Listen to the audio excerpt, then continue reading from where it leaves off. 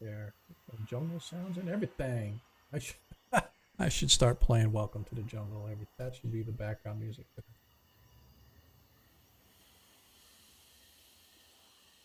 Check and see. Check and see. BTT stuff. We are out there. Lord Kazumba's in the house. Thanks for the lurk, Jay. Appreciate it, my brother. You are my hero.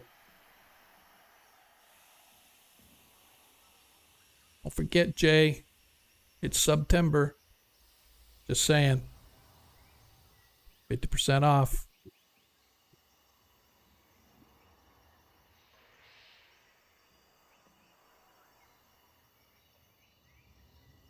Can you hear me now? Can you hear me now? Loud and clear.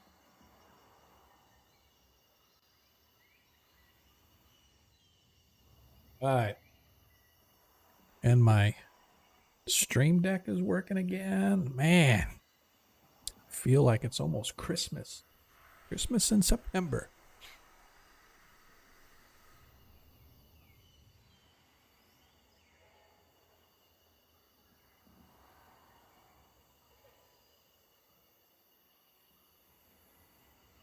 That. Is that a Lou Reed reference for Christmas in February?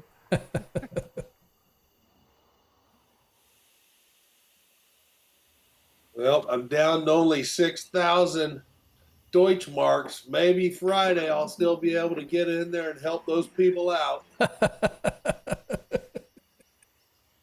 Yeah, you can do it, man. I have every confidence in you.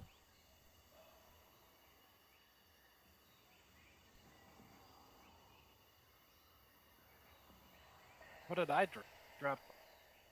What's that, sir? I was thinking how many Deutschmarks I dropped last time.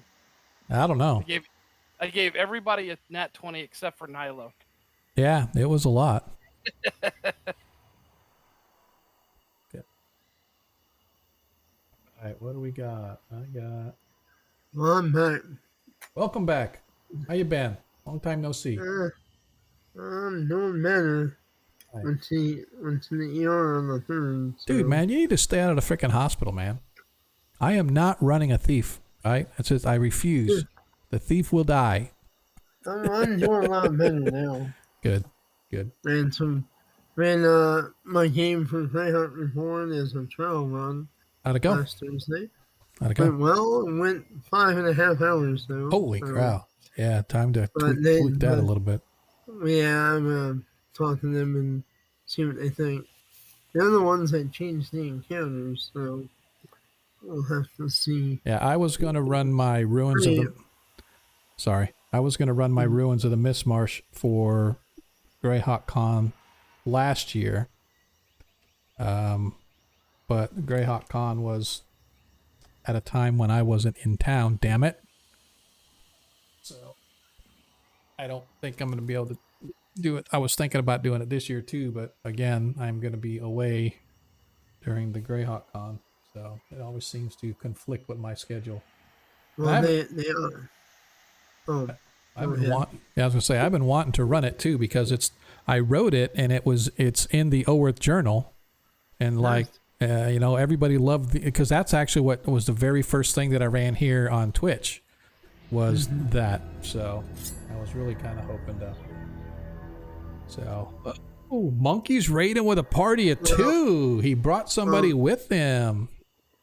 I didn't think anybody hung out with Monkey. Nice. Monkey has friends. What, writing? What? Speaking of writing, I got offered to write for Greyhawk Reborn. What? Yeah, so I have, and they are interested in getting my Greyhawk group to interact, so I spoke with them Saturday about it. So we're discussing some ideas. We have to pick a region. They want me to pick a region and start fleshing it out more and build some adventures. That's awesome, man. Give me their guidelines and things. Nice. So I'm be looking into that. Yep. Dig it.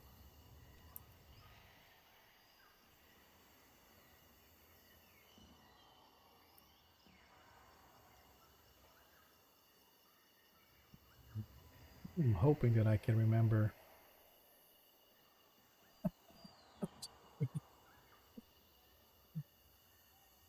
Yeah, UA is poop. That's why we have not used the rules. Ronnie's all over it. He's about that fertilizer.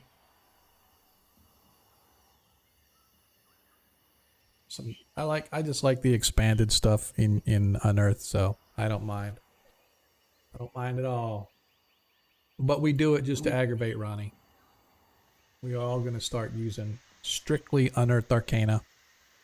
All day long. All I love day. The Barbarian. Yeah. I love the Barbarian.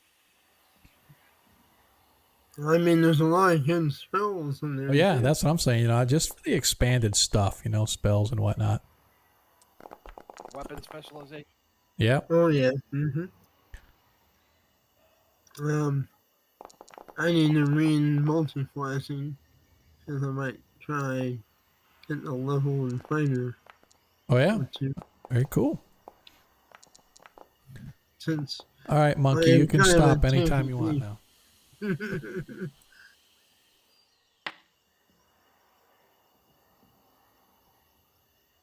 got here.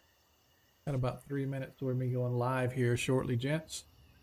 Hopefully everybody's ready to go. Appreciate everybody that showed up early out there. We're just doing our quick checks. People are rolling dices, trying to get rid of all the ones and shit before the game actually starts, which doesn't matter. You're going to end up right back where you started with nat ones the whole game. So It matters to me, DM. I know it does, Ronnie. I know it does. Just roll away, son. Get it out. Get it all out of your system. I'm halfway there. I'm gonna share my new dice set that I got too in the general channel. Oh, did you? Did you post a picture?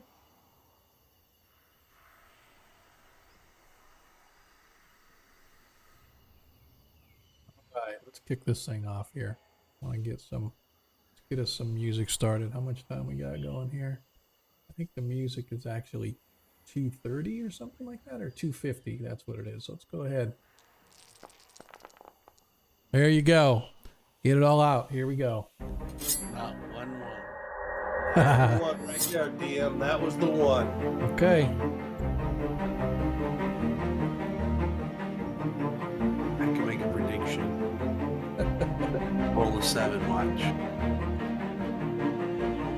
My powder's dried. I'm fully loaded. Halfway. 7 times 2 is 14.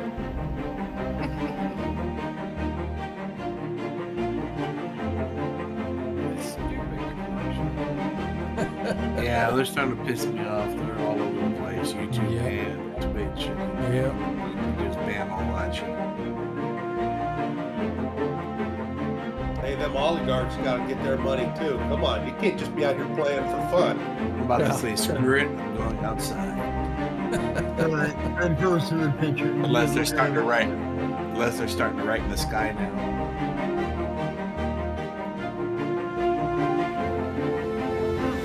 Remember the days when they used to fly with the advertisements?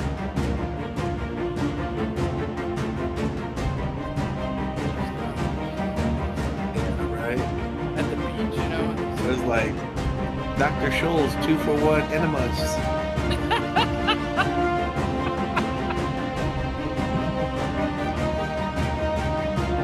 I just finished watching the entire series. Like 7 years ago.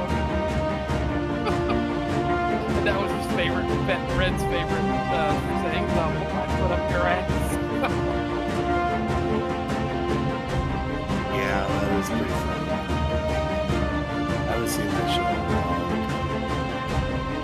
By the way, don't expect too much to talk about Game 6.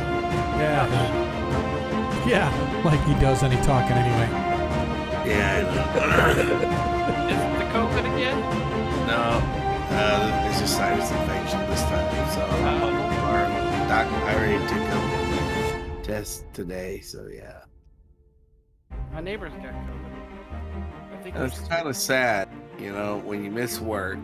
It seems like everybody calls you. So come on, people. I guess I'm the glue that keeps it together. I don't know.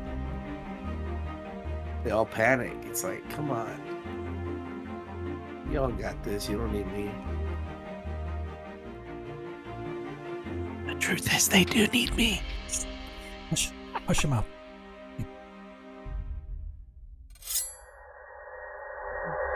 I was like 1 second off. 1 second off. Not too bad. Hello, everybody. Welcome to tonight's episode of 1E1 Shots. I'm Sean, your host, bringing you together with the finest first edition gamers that this channel has to offer. Appreciate everybody that showed up early. Lord Kazumba out there lurking. So make sure if you haven't been over to Jay's channel in a while, you go over and shower him with a little love. For those of you that have never been here before, welcome. For those that are regulars, welcome back as always. A little rundown about who we are before we kick things off. Obviously, we are Agora Quest. We have a first edition stream every Monday night, 7:30 to 11:30-ish Eastern Standard Time. A little earlier for those that are Central or Pacific, but, you know, it all works out in the wash. If you're into 5th edition, I should say, 5E, we also have a 5th edition game that runs every other Friday. This Friday is our off week. If you didn't catch us last Friday, you need to go back and watch the stream. It was pretty good as our party traipses around Perrinland trying to solve the world's problems, while this party just travels around the world trying to solve the world's problems. So if you haven't been with us before, please click that follow button. If you really want to show some love, obviously there's a subscription button. If you're not into recurring subscriptions, feel free to hit the tip jar.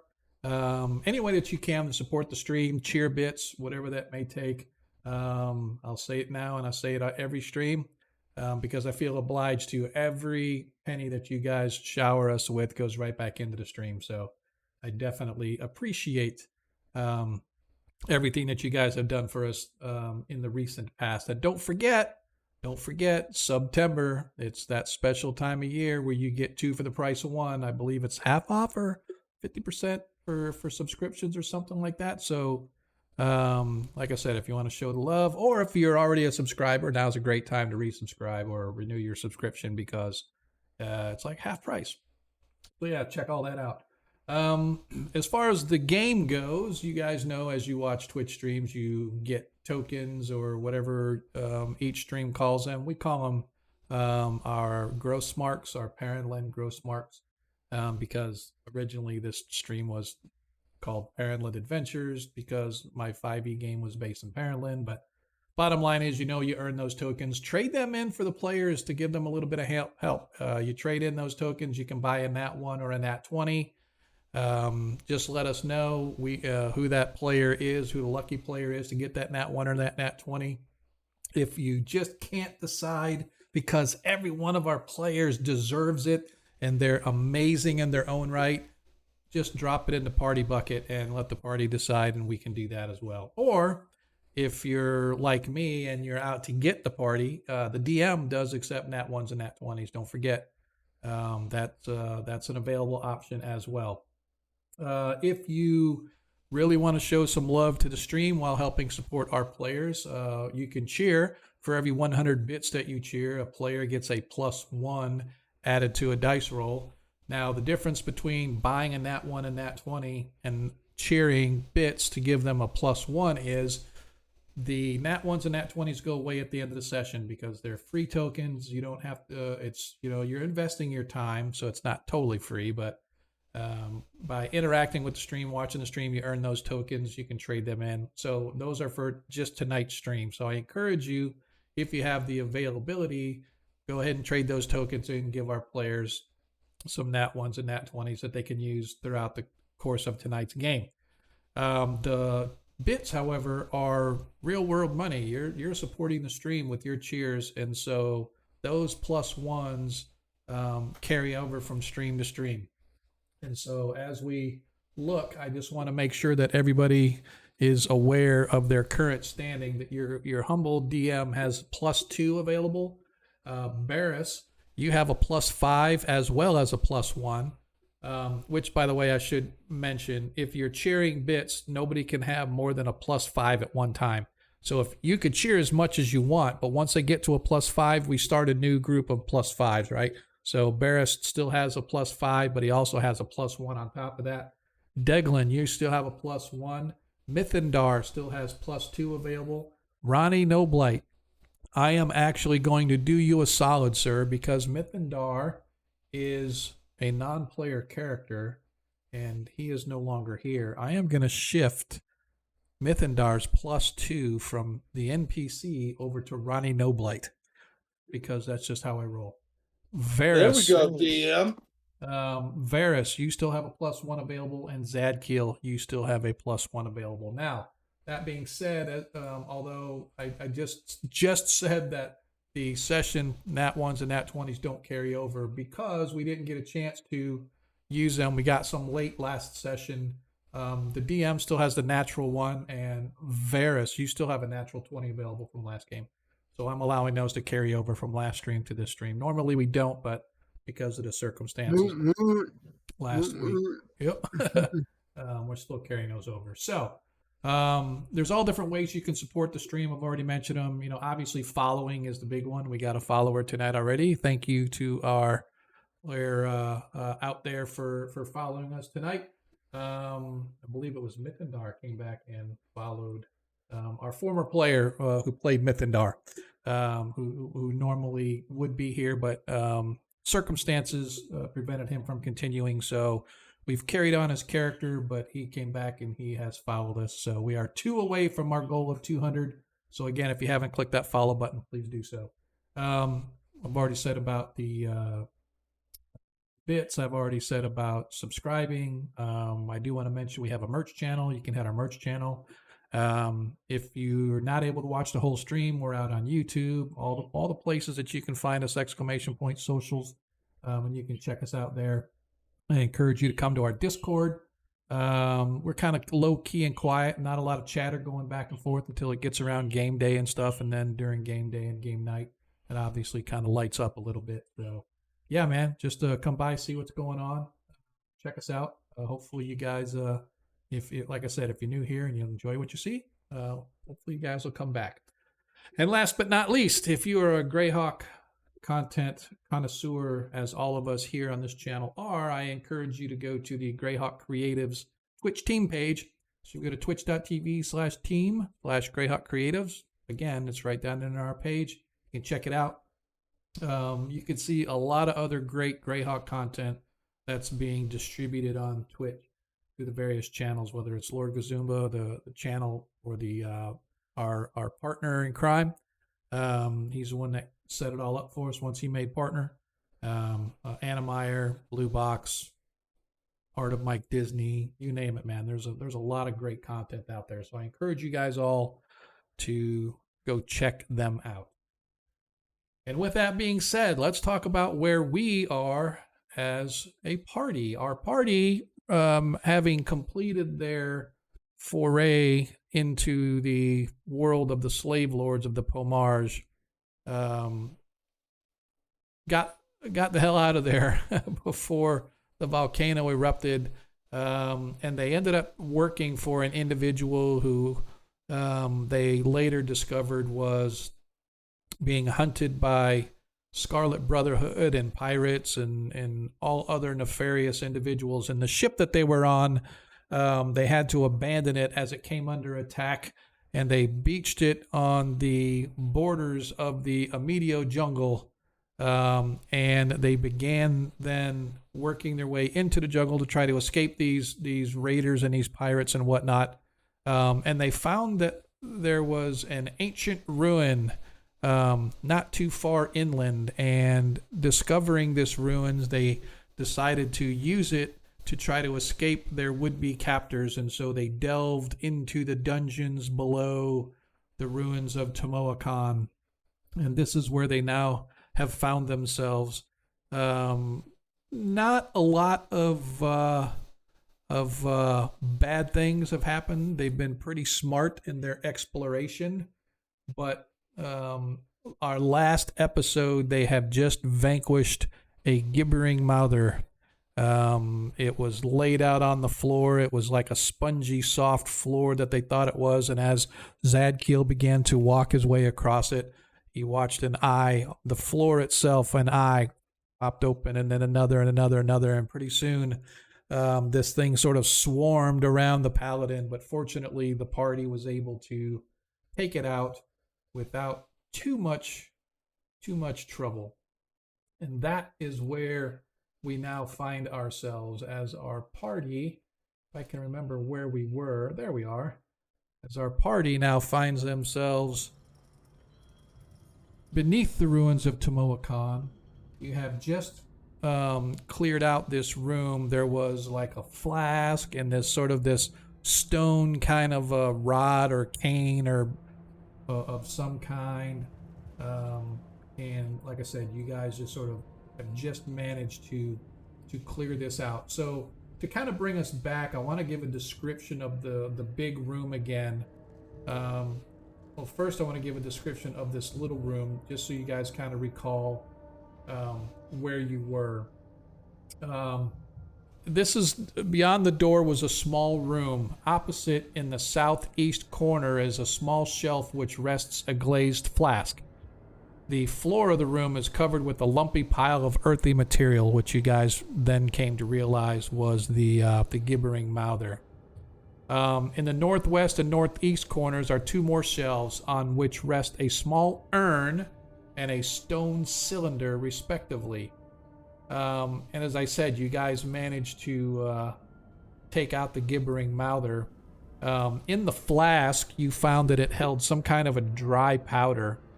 The urn has a dried out husk of a heart, which it looks perhaps a human heart, but it could be an animal, but it looks humanish to anybody who's not a doctor.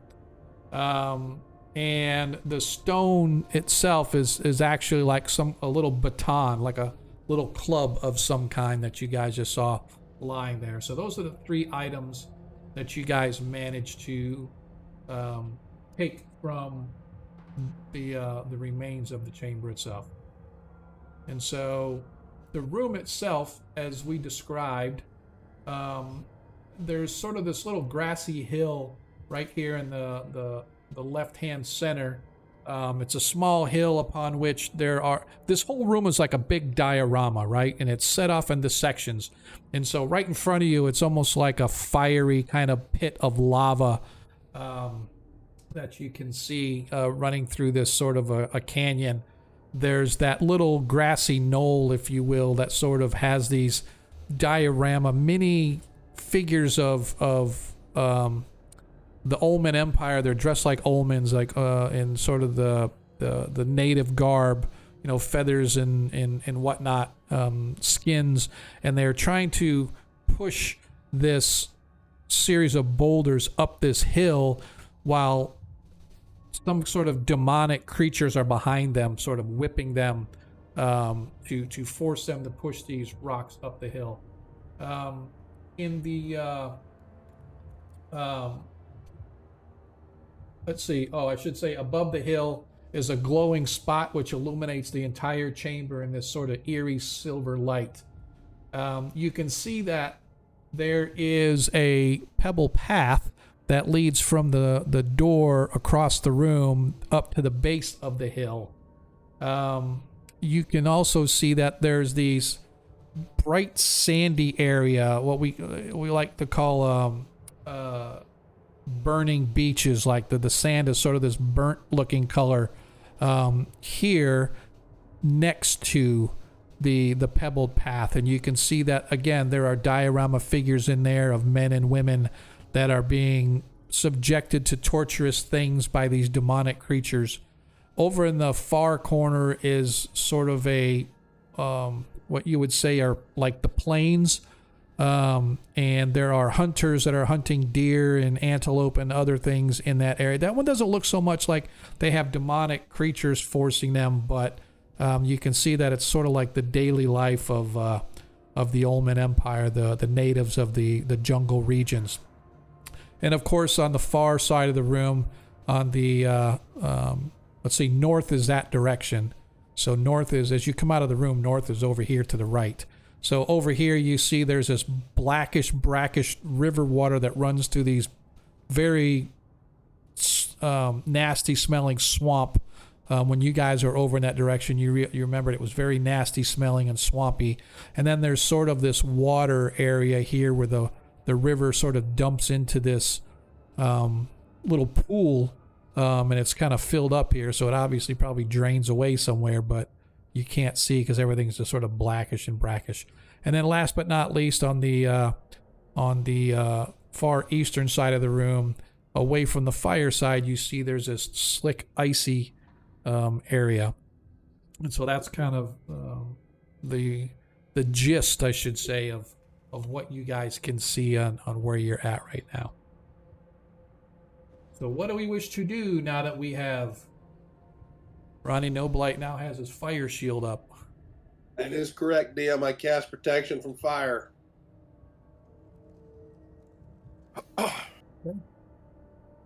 Well, we already saw that there's the only two ways out of this room that we've seen so far is the double gates down here at the bottom, Right. or go back into on the hill and down the hole again.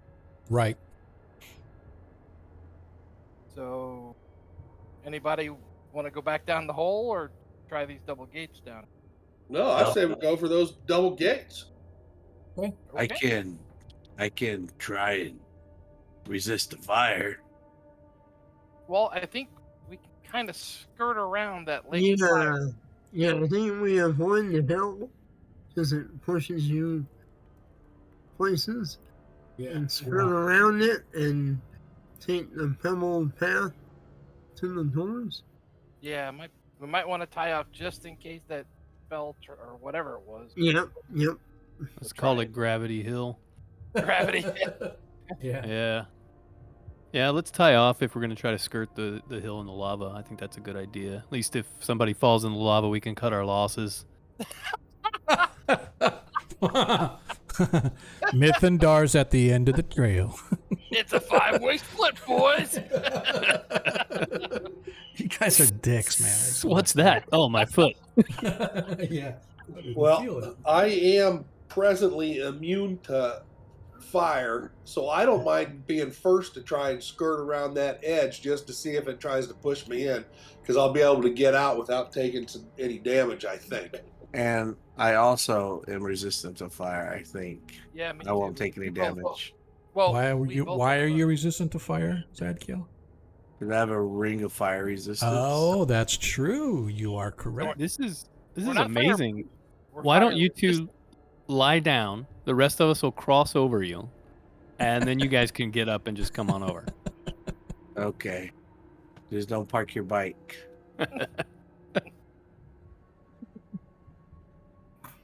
Let's see what you did there. You, sir, are not funny, but it was kind of funny. All right, Yeah, how do you want to do this? I will follow our I'll go first. You guys just watch and see what happens. DM, I'm going to skirt this thing over here. Okay. Well,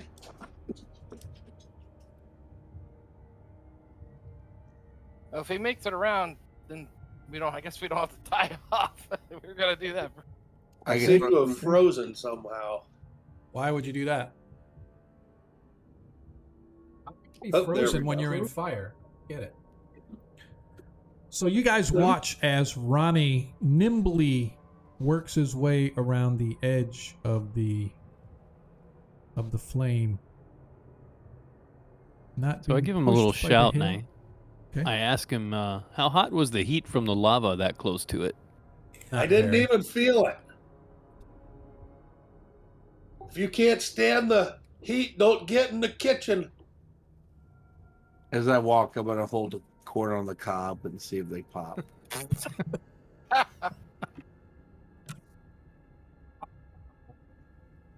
Okay, who's next? Are you guys just gonna move around?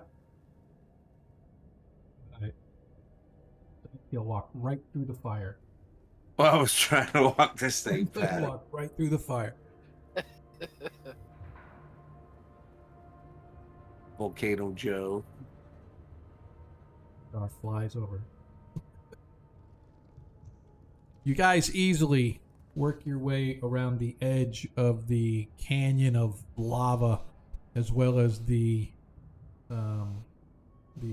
What'd you call that hill? Gravity, Love that. Gravity Hill. Anti-grav. Did you make it around? Soon to be Gravity called Hill? Hamburger Hill. Yeah, as you make it past Gravity Hill, to the right you can see to the north, which is your right. You can see the burning sands, and are also burning sands to the south on your left, with this pebbled path leading right through the middle of it to a set of large iron double doors. They're like these huge metal doors with big, huge rungs on them. The doors themselves are probably 5 to 7 feet wide each and about 10 feet tall. So they're very big and sturdy with these huge, like I said, iron rungs on them that pull the doors, I should say that pull the doors inward.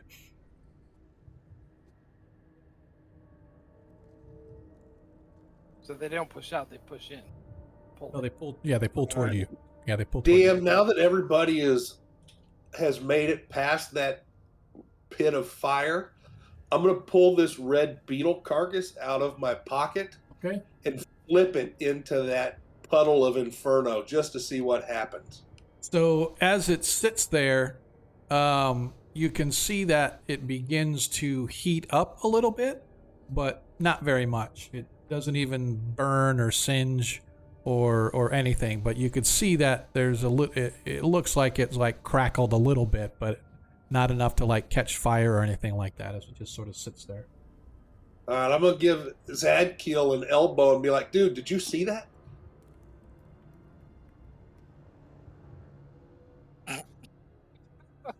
Apparently, struck dumbfounded. Yeah. It's because Zadkiel's sound asleep. I did. Yeah. It is alive. Dude, man, we've only been playing for 10 minutes and you're already asleep? Come on.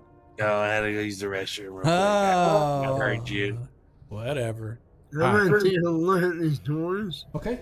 and have Declan come up, as we'll probably need him to try to open them. But Okay. we'll look for traps and Okay. locks. There's no locks on it.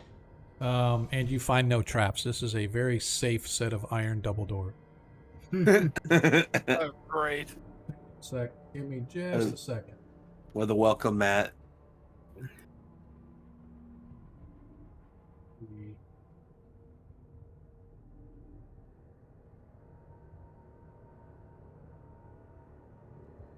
I need Zadkiel to give Yes. me a saving throw versus poison, please, as you step through the tiny little briar patch into the field or the plain where the plains Indians are.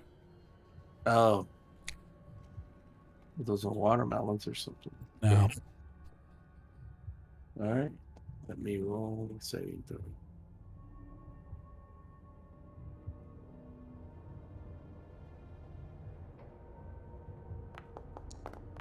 Sorry.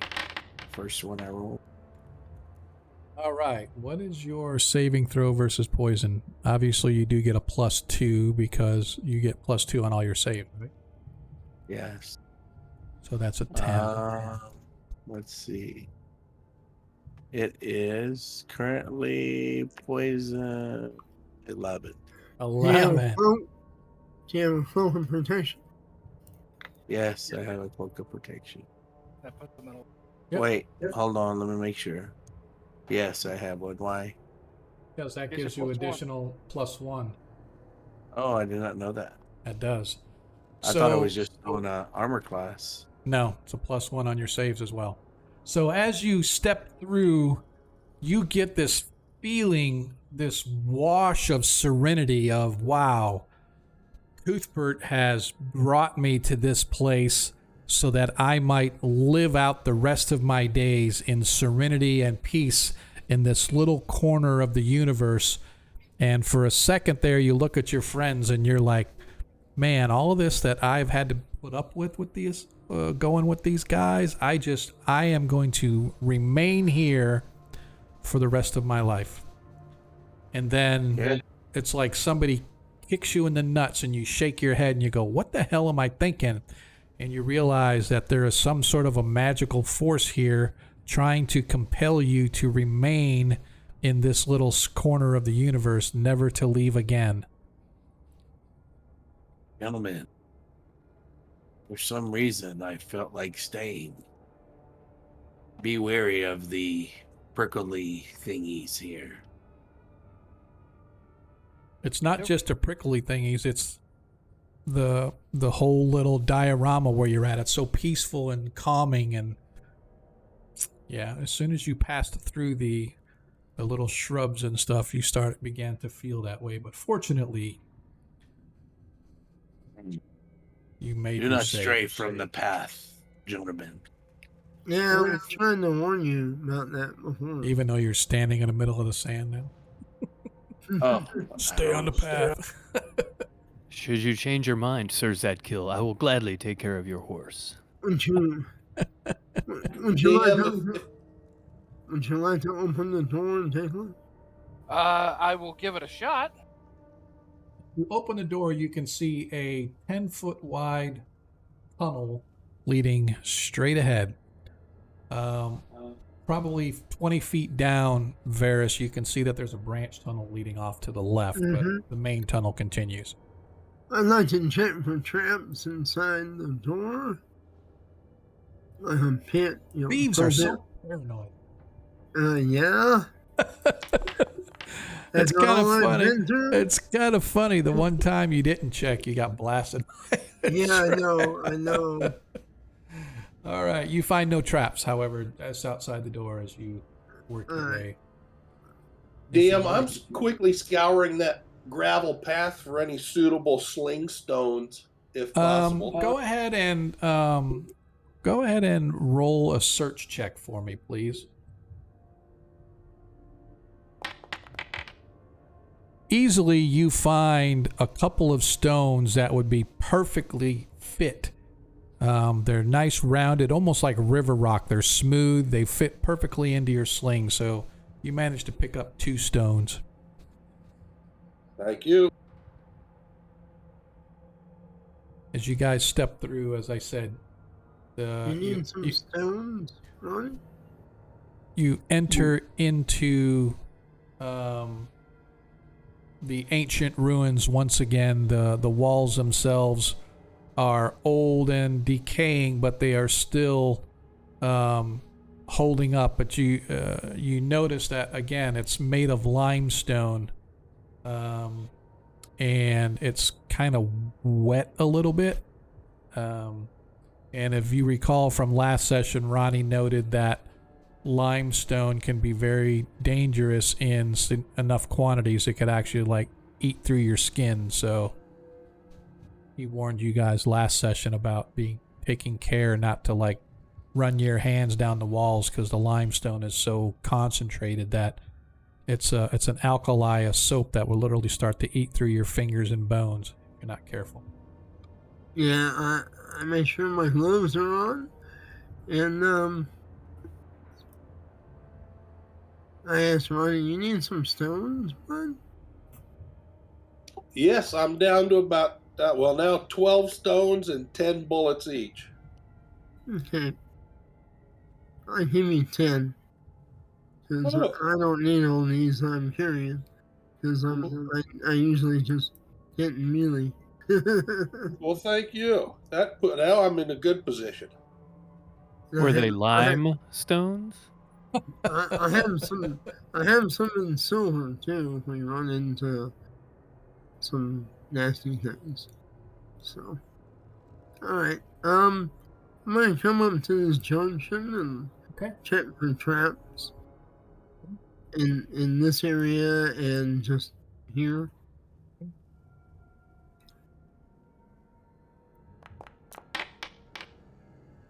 Check. You find no trap. Nice try. Right.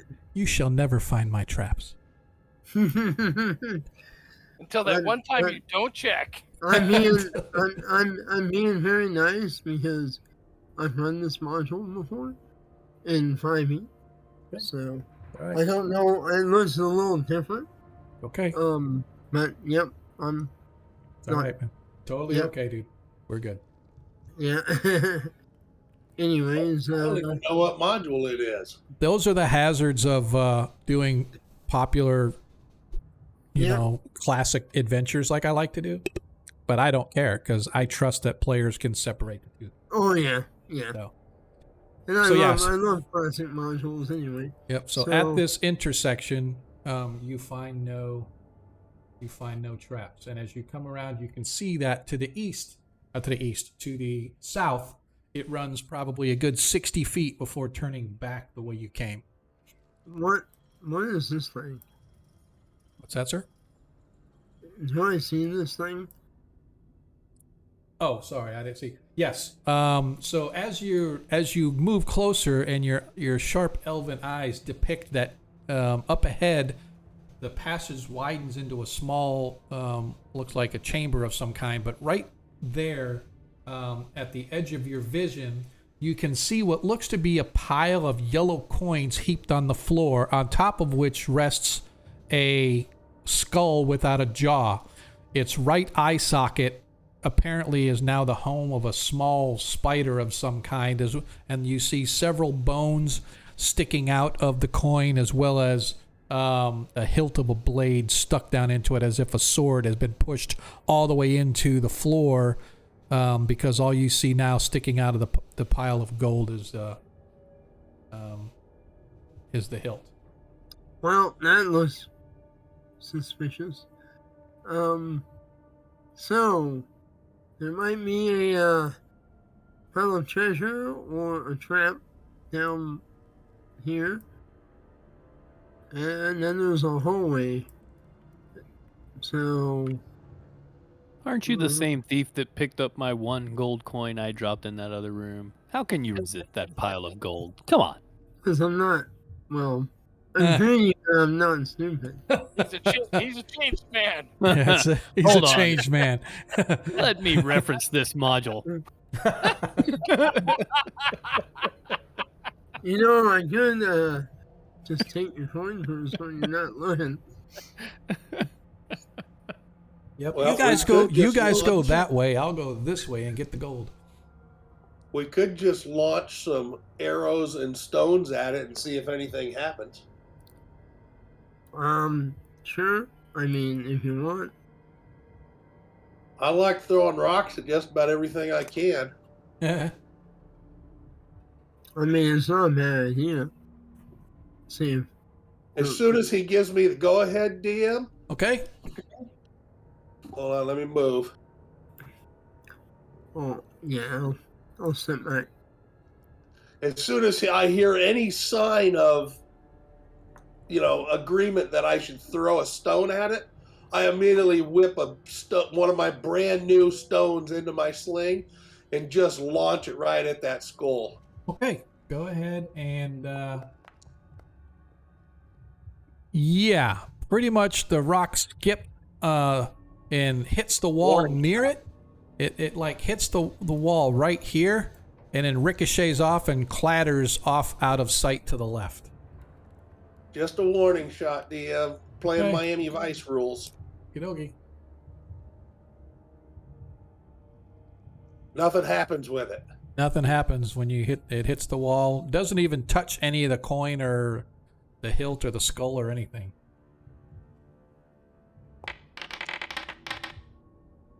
You want me to show you how it's done? The second stone that Ronnie sends down there slams into the skull, which sends it slamming into the coins. Suddenly you watch as there's this burst of like this cloud of dust just poof, covers the entire area in the air all around. I'm going to see if I can. Yeah.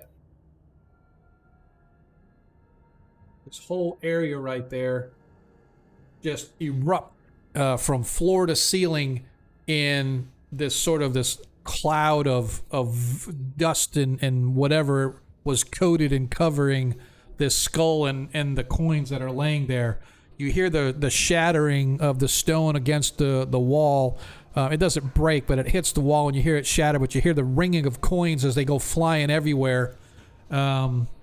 It definitely doesn't look like dust to you, Ronnie. It reminds you of plants that give off like spores in the woods, because it's sort of just lingering in the air, just kind of floating there instead of like dust. It reminds you of like spores sort of floating in the air, like these plants in the woods used to. We're going to have to burn it, gentlemen. I'm ready to pull out a flask and hit that thing. Cleanse it with fire? Yes, exactly. Well, have it pyrotechnic.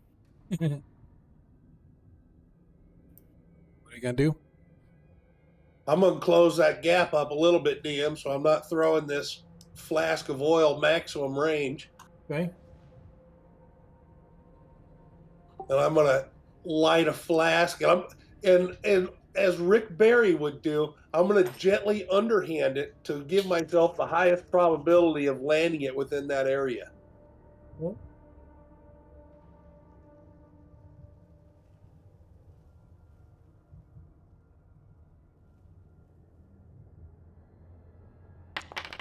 do that.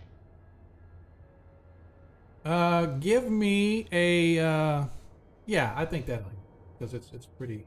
Let me go. It's oh, it's right here as it lands. Oof.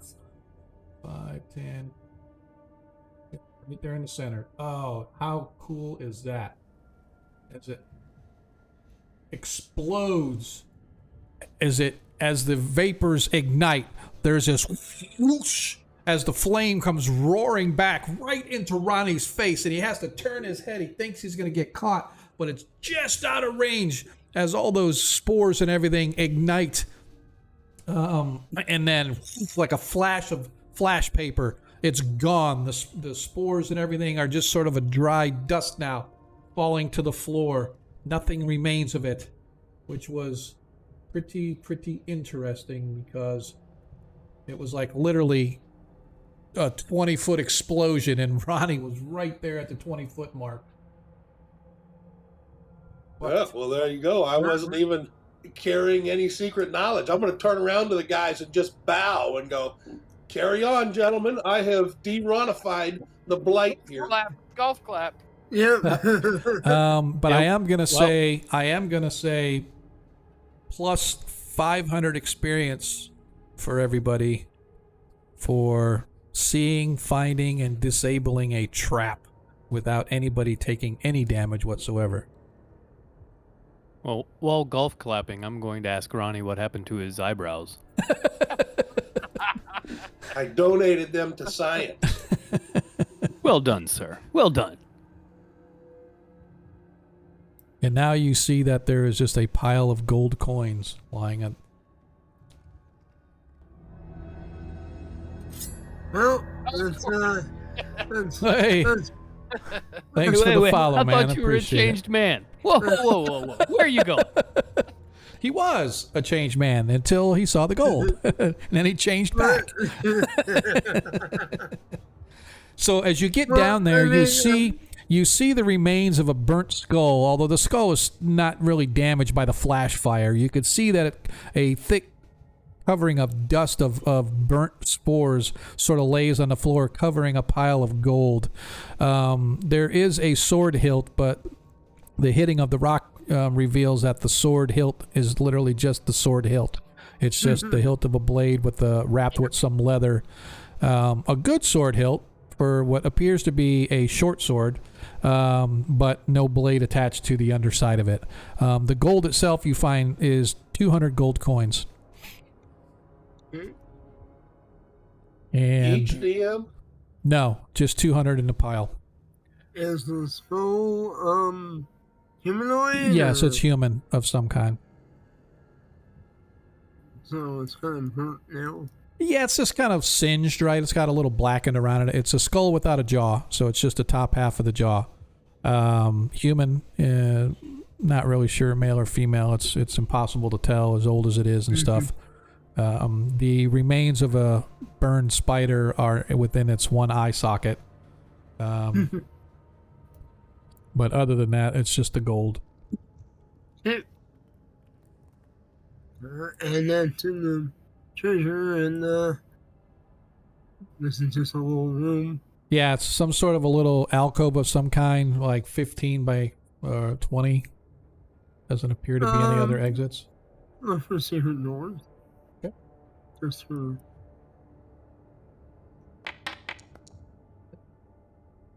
Searching around, yeah, you don't find anything. Okay. It's all clear here. Guess we go down the tunnel. Well done, Ronnie.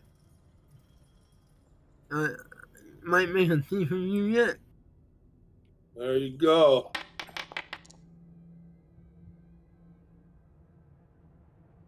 Okay. You guys move back to the tunnel that's heading south because somebody doesn't know directions on how to put them on a map when they make a map, but that's okay. I'll take a look for more traps since Okay. we go down here. All right, as you move your way down, you go down about 50, 60 feet or so. The tunnel itself turns to the left, heading back to the east. Alright. Looks like it might circle back, maybe. Who knows?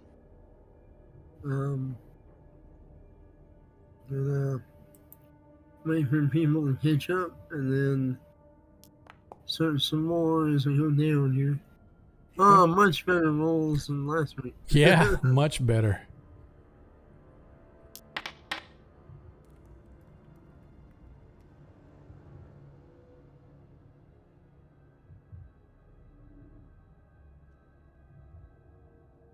Oh, I found some stairs. Yep. As you guys look, you see that there is a flight of stairs leading downward into darkness. Well, I looked down into the darkness with my information. Okay. You can see that the let me get my. You could see that the stairs go down probably 10, 15, 20, about 30 feet or so, and they empty onto a hallway which immediately goes to the right. Okay. I'm gonna check for traps on the stairs. Okay. Yeah, you find no traps on the stairs. Alright. I'm head on down then. Unless people want to play in the crazy room again.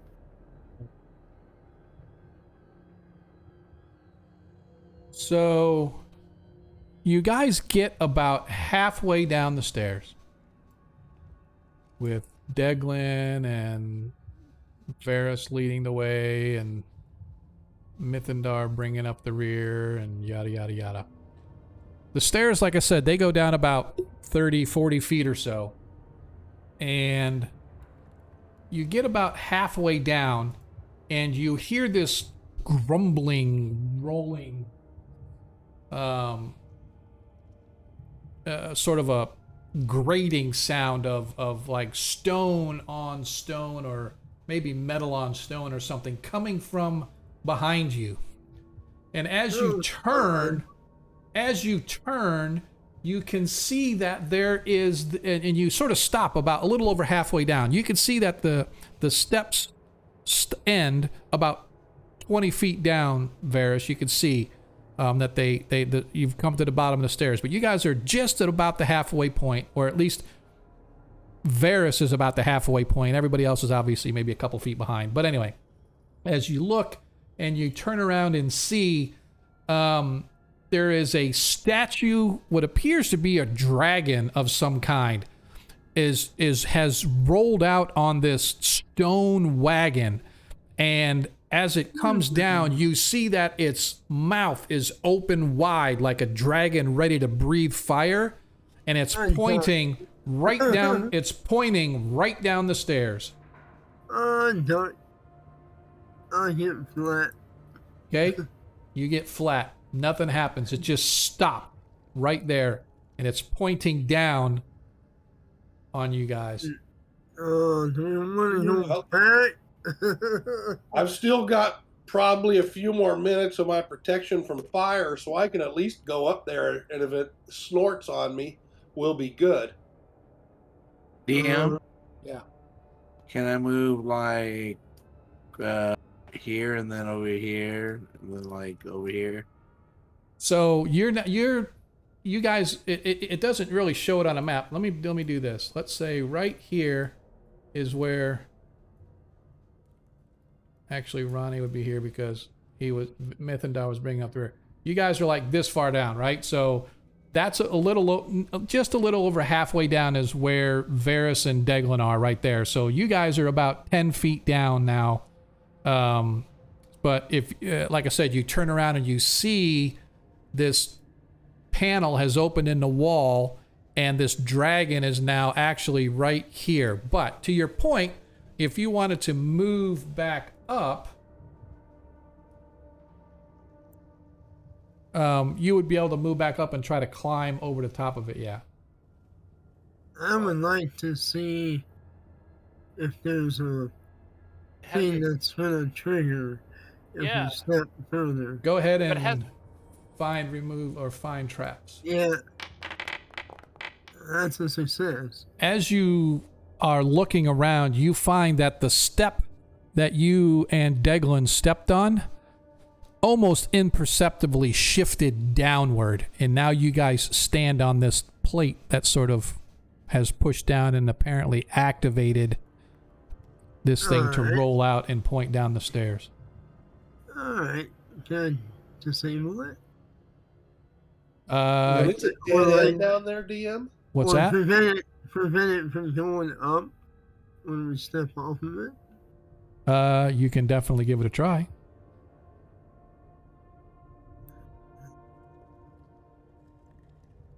Are the stairs a dead end going that way?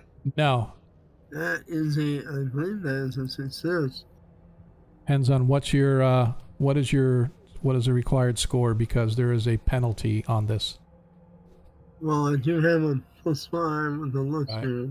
Right. My fine remove is 65, plus the 5 is 70. Okay.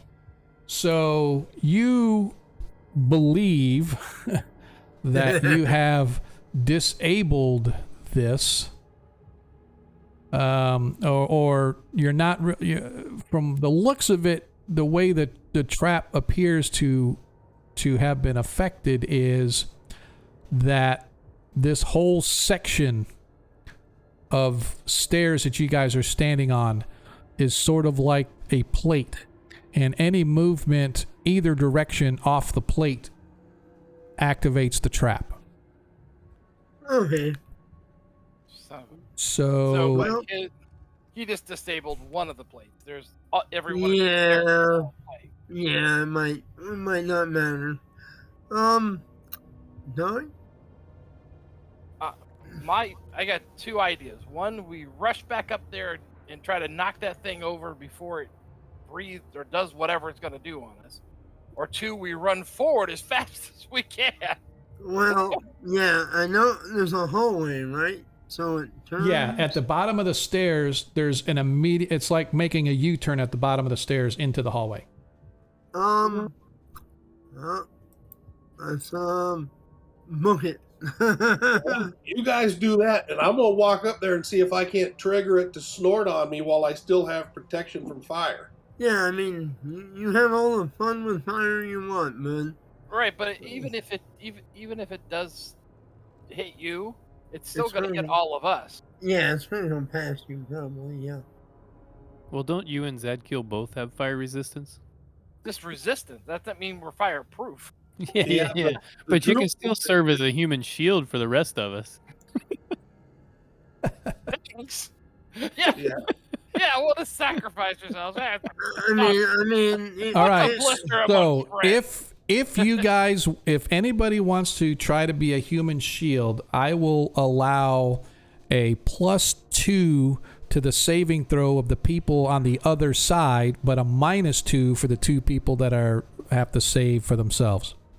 Well, Ron Dog's like, I got 72, 84. I got a whole lot of juice in me. I will be your.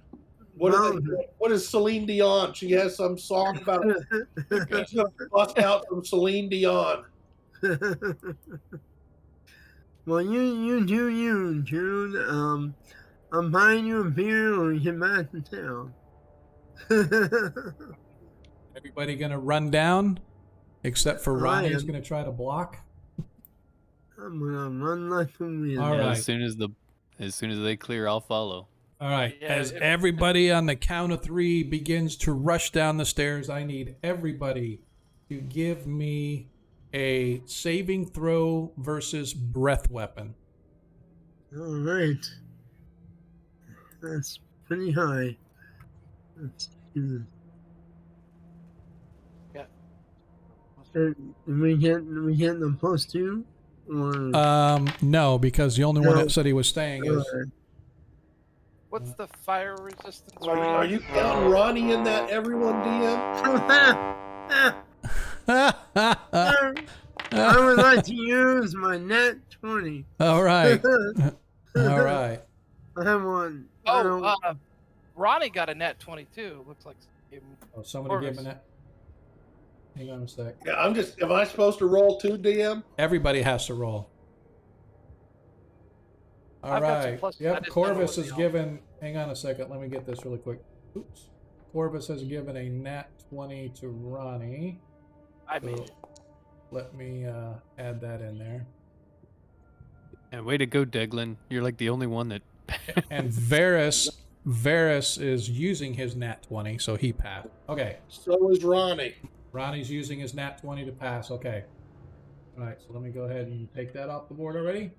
All right. So first of all, as everybody begins to move, except for Ronnie, as he stands up there trying to block, he is unable to do so. As you guys move, you hear this whoosh of air, and this massive blast of hot steam comes bursting out of the mouth of this dragon, blowing right down the stairs, enveloping everybody. And everybody suffers damage, half damage if they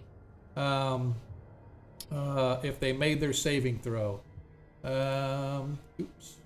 I have me and Zedkill have rings of fire resistance. That fire resistance has nothing to do with steam. It's fire. This is steam. Well, my protection does say fiery dragon breath. It's fiery dragon breath. This isn't fire. This is steam. All right, that's all right, DM.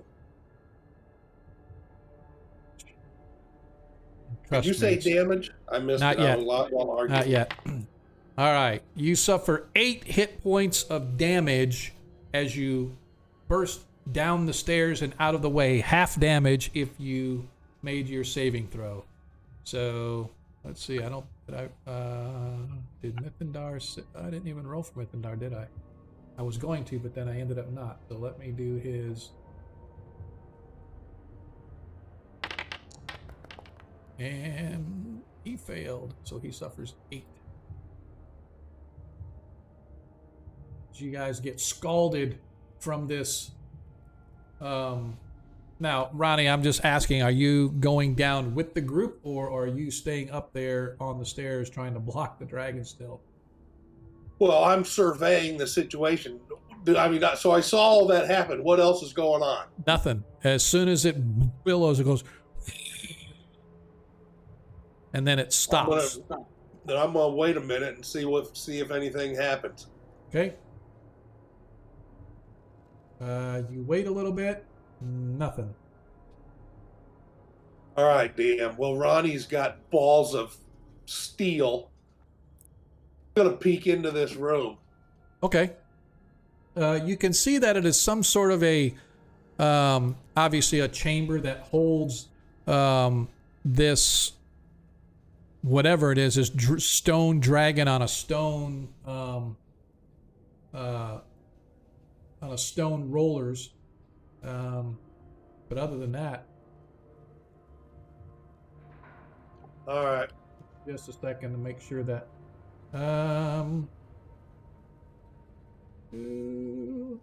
Nope. Nothing else in the room that you can see. All right, I'm gonna go join the rest of the fellas then. All right. As you move down, suddenly, once again, Oh, it billows, avoided it bursts out. As you rush down the stairs, I need you to roll another saving throw, please.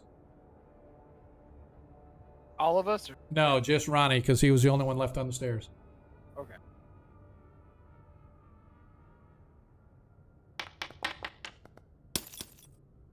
As he saves easily. I like that crack noise, too.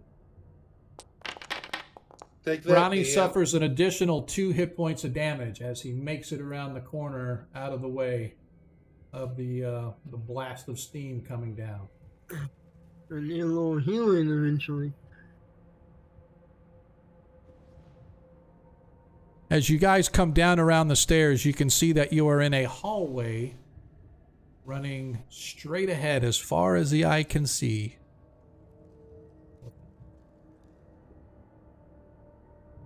That. DM, I'm gonna cast a Cure Light Wounds on myself. Okay. Hang on just a second. Something's no bueno here. Oh, look at that. Hang on. Sorry about this. Where did I fix this? Oh, Varys has now gotten one from Mythendar. Hold on now. Hold on now. Why is Mythendar not getting one from Mythendar?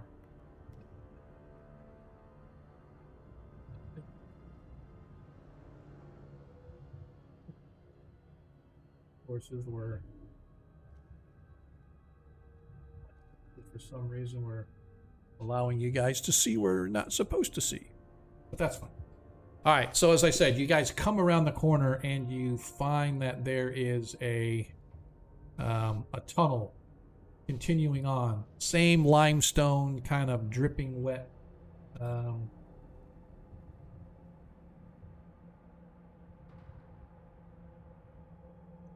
Well, I look for traps. You know. All right, go ahead and roll. As you begin to move, the way looks clear. I'm hurt a little bit. I don't want to be hurt no more. You want to cast a Cure Light Wounds on you? Guys, now you guys know what the lobster feels like when he's getting tossed in the pot. Yeah, let's wait and see if we find like a chamber or something. Okay, no. Yeah. Oh, a door.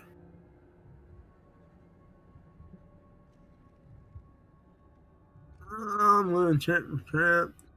Okay. See if it's locked. Let jazz. Yeah, it doesn't appear to be. Give me just a second here. I gotta look something All right. really quick.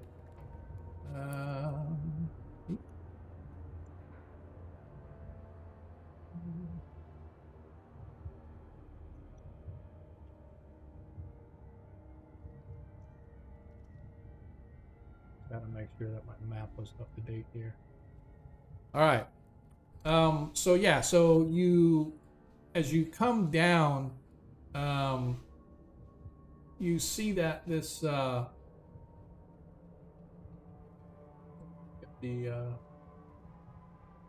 description of the door.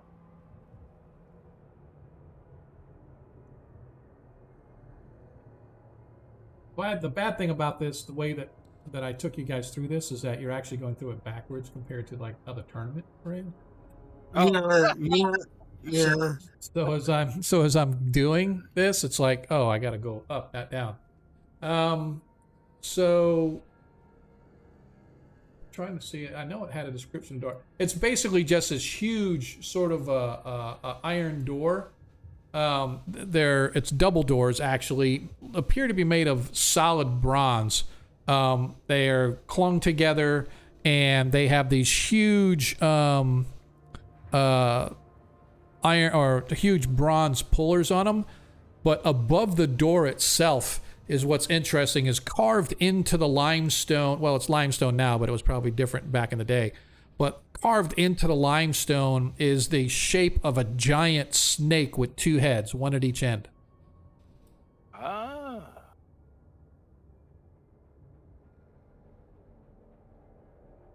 Well, Mean anything to any of us? might be a temple or something. Go ahead and give me a wisdom check, please, Declan. Yes. So you're not positive on like the different names and stuff like that, but you do know that the Ullmans, the Ullman Empire, the Ullman people that lived in the, or live in the Medio and other jungle and Southlands, if you will, like the Southern Hemisphere, sort of like the Amazon tribes, if you will, they worshipped snakes and feathered beings and stuff like that. So this is obviously probably a room or a chamber of something dedicated to that particular god. Not A usually temple. meaning a creature. Yeah, maybe a temple or a shrine of some kind. Okay. So I'll let Alright. everybody know that's what that I think that means. Well then, you want to go first? You want to check it for traps first? Yeah. DM, while You they're got- doing that, Well, I I'm gonna- did that. I did that with the 49. Oh, okay, Yeah, cool. you found no traps on the door. Yes, I'm gonna Ronnie. secretly pull my 4 giant snake fangs out and have them in my hand like I'm cusping them for a card trick. Okay. All right, everybody ready? Here we go. Yeah. So the door opens into a huge chamber that's like 30 feet tall with mighty buttressing and vaulted ceiling. However, parts of the ceiling and walls have collapsed, and through a gaping hole in the north wall, raw earth can be seen. Crushed beneath a fallen block in the center of the room are the remains of what appear to be probably once humans of some kind. Elsewhere are the chewed and decayed corpses of some baboon-like creatures. Through a hole in the northern corner of the ceiling, daylight and fresh air filter in. Above, through this gap, can be seen 4 blue-faced ape-like creatures as they look down upon you. And so north, by the way, as we know, is over on this side of the room. So over here, you can see that the ceiling has collapsed to the point where it actually reveals outside. But just a little bit. It's probably just a 2 or maybe 3 foot round hole. But up there, you can see these large baboon ape-like creatures sort of beating their chest and screaming at you because they're too big to kind of fit into the hole. But like I said, the rest of the room that you look is collapsed, and the walls themselves have collapsed. So the stone is now reveals earth behind it, etc. Right? So yeah, that's kind of the general view that you have right now. Well, you want to kill the baboons and get the heck out of here? Maybe we can just avoid them. So the baboons are outside, right? So well, 30, I mean- some 30 feet up, you can see the outside, and these baboon creatures are sort of running around this little small hole, and they can see down in there as the light filters down to you guys, and they see you in there. And obviously they're screaming and angry because they can't get through where this whole area over here is just like collapsed. Well, yeah. They're going to attract attention if they keep making all that noise. If any of those, Oh. so we either need to silence them or find another way. And I don't think there's any other way. Well, guys, if we want to wait an hour, I can attempt animal friendship on these buggers. I mean, sure. Shut the door and sit here.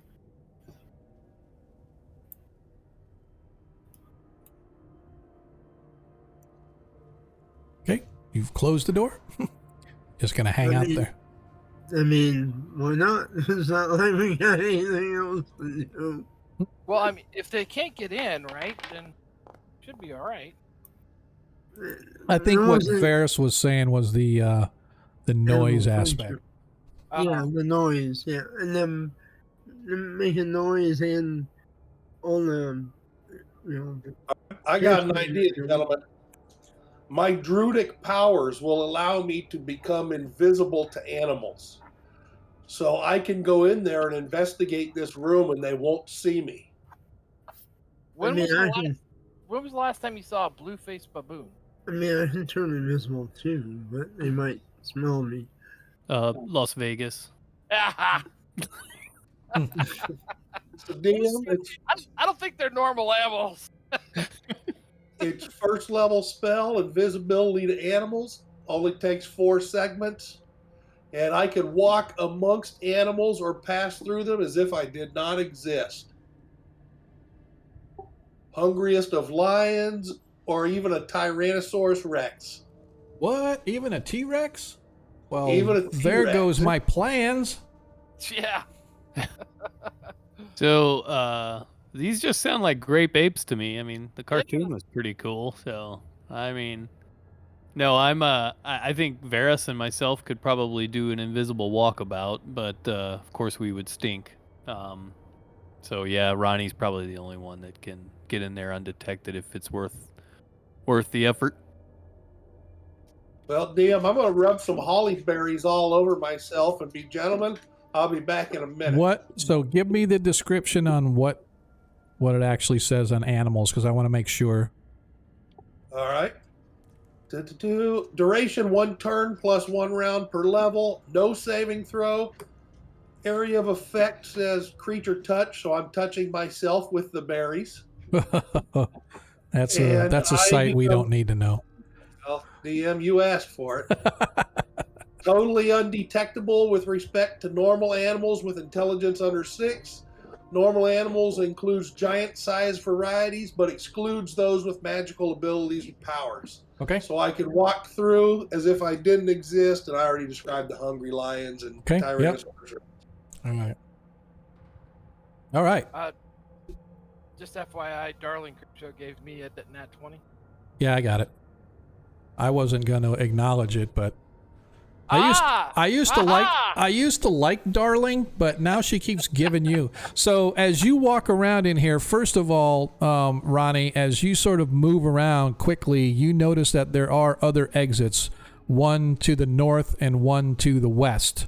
So, and then there's another one directly across from the entry, so sort of diagonal. So there's actually 3 other exits.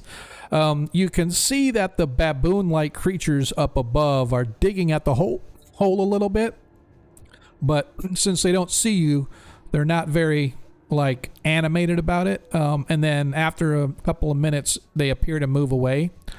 What really kind of catches your eye, though, is as you move over to the north side of the room. All right, what happened? Where'd it go? Something. Hang on a second. Something happened. I'm missing. So in this area right here, you can see that sort of you didn't notice it at first, but there is a leathery skinned reptile of some kind half hidden underneath all of the rubble, and it extends all the way through the rubble and twists and turns upon itself. So it's some kind of a large snake. Okay, so it looks like a snake. Yeah. All right. Well, I am being moved. Not by me. I'm moving. Who's moving me? Me? I don't know. I've gone self-aware or something. I haven't touched you. I don't think we can touch it, Kip. We don't have that capability, right? There- Are you sure you didn't sit on your keyboard, did you? No, I'm just sitting here. DM, I would like to. Does it look like this lizard is not seeing me? Yeah, because I considered it to be an animal, so I said it's not going to see you. All right. And the baboons have moved away? Yeah, they are no longer visible in the hole, and the hole itself is like right above where you're standing. And you can see that all of this rubble here on this side up here, as well as right here, it actually flows down. So you could actually like climb up these mounds of dirt if you wanted to get up to the hole to climb out. All right. I'm going to go back and tell the guys what I have discovered. Okay. So I come back, tell them it looks like the baboons moved off. They got bored, but there's a giant snake on the far side of the room. Great. He's hiding in rubble. Now I You can can't- stand you next to him. You can't make him your friend, can you? And use him to go kill the baboons while we. Well, it takes an hour to cast animal friendship. Oh, okay. Never mind. But I can go stand next to it, and as soon as you guys come in the room and he moves, I will stab it with all of my vigorous vitality. Well, I'm going to turn invisible then and Okay. stab it too. All right, Dan, I'm going to take up a position near this snake. So when it moves, I can pull out my cutlass. And what is that, Conan, where he chops that big snake's head off? Yep. Yeah. That's what I'm going to do, DM, just like Conan. Okay. Yeah, I'm turning invisible and going snake hunting. Okay. Anybody else? What's anybody else doing? Well, I'm putting my cloak up, but I ain't going for snakes. I'll stand at the door. Okay. You give us a signal and we'll charge in. So whoever's staying outside the door until you guys are in position. Yeah, it's about 60 feet across the room. The room itself is about 30 feet high.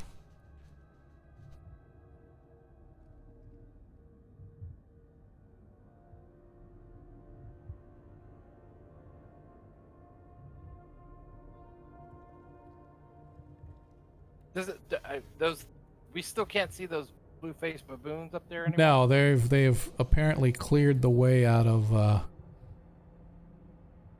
hole. yeah. And how does if there's a hole up there, is there a possibility this thing could come down on top of us? I don't know. Maybe. Could always throw a fireball and find out.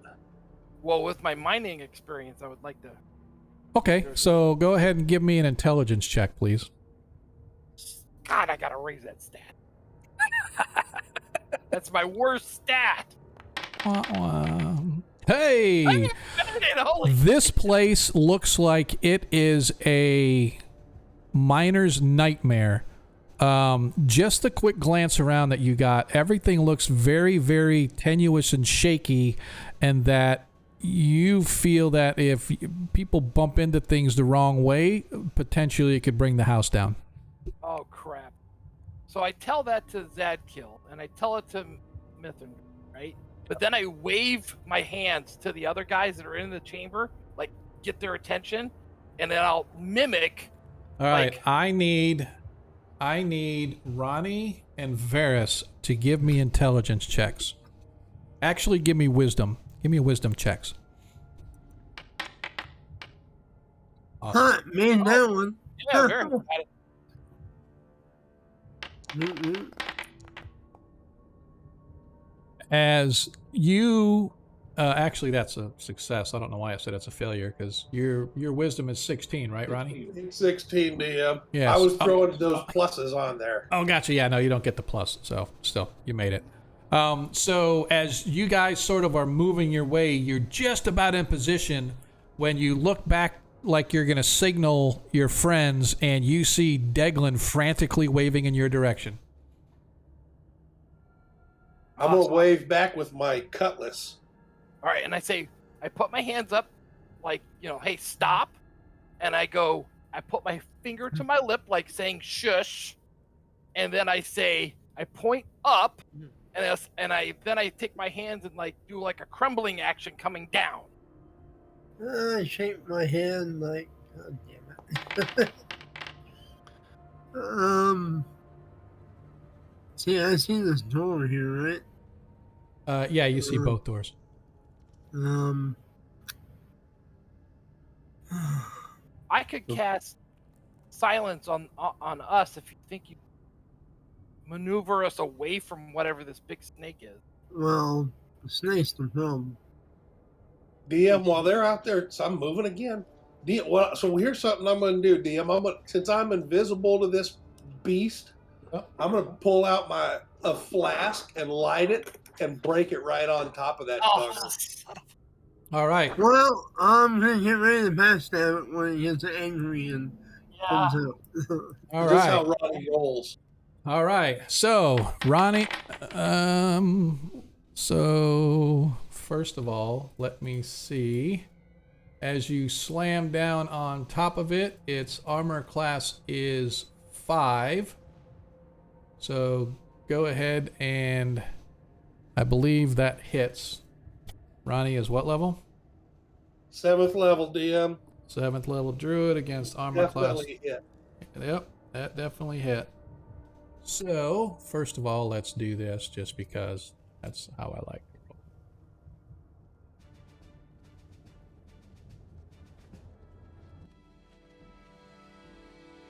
And Ronnie, first of all, I need somebody. Ronnie, roll a d6 for me, please.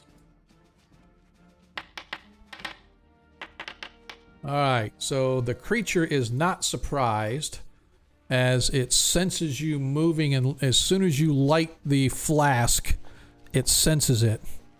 And so it is not surprised. Go ahead and roll your initial... Actually, I want to see if it reacts before you get a chance to drop it on it first. So I'm going to begin combat to roll initiative. And the party gains initiative, therefore Ronnie goes first. So go ahead and roll your damage, your 2d8 flame damage on the creature.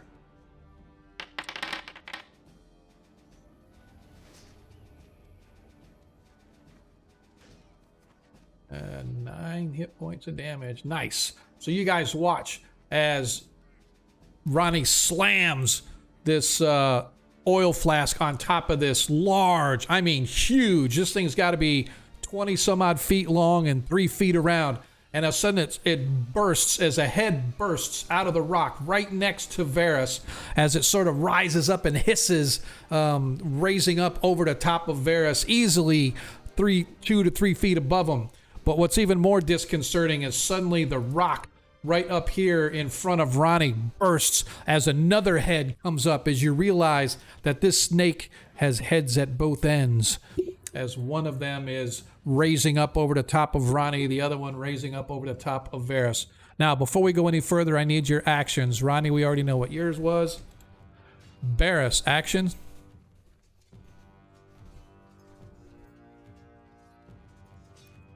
Varus with a B.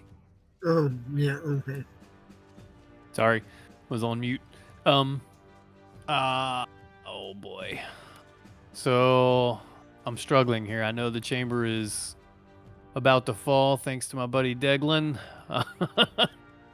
And I've got a 2-headed snake down there. All right, I'm going to, I guess, get out my bow and try to fire some arrows at this sucker.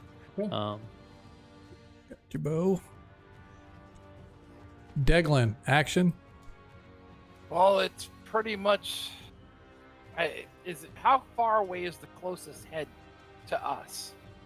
What do you mean? Like could we get to it in one round to hit? Yeah, you'd have to charge it. It's 60 feet. Yeah. It's 60 feet. As long as you can move at least 60 feet, then you're able to get to it. Yeah, I can. 20. Okay, yeah, that's what I want to charge with the closest head and hit it. Trying to be as quiet as possible. No war cry. Right.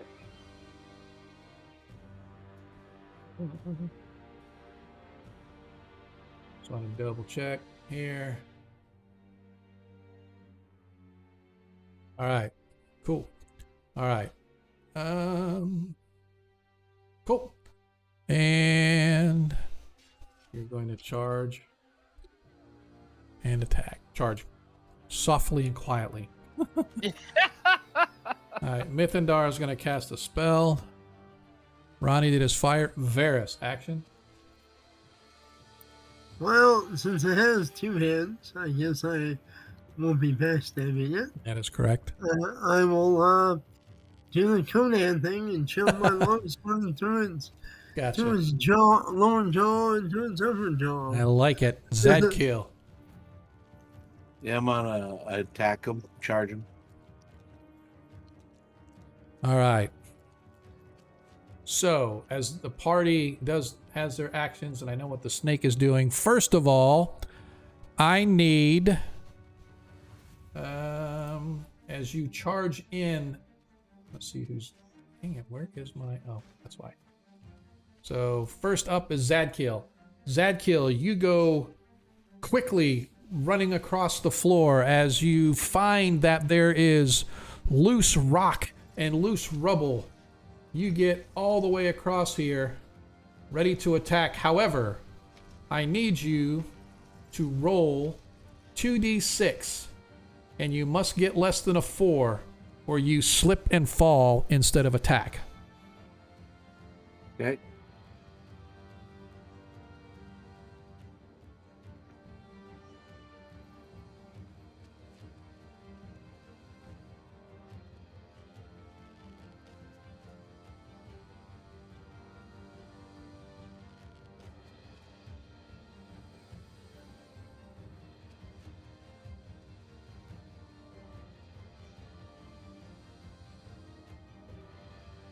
Oh, sorry.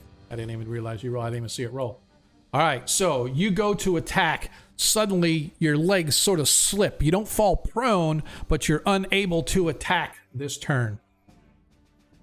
I'm not able to see either, so I don't know. I was for a second. I think something happened.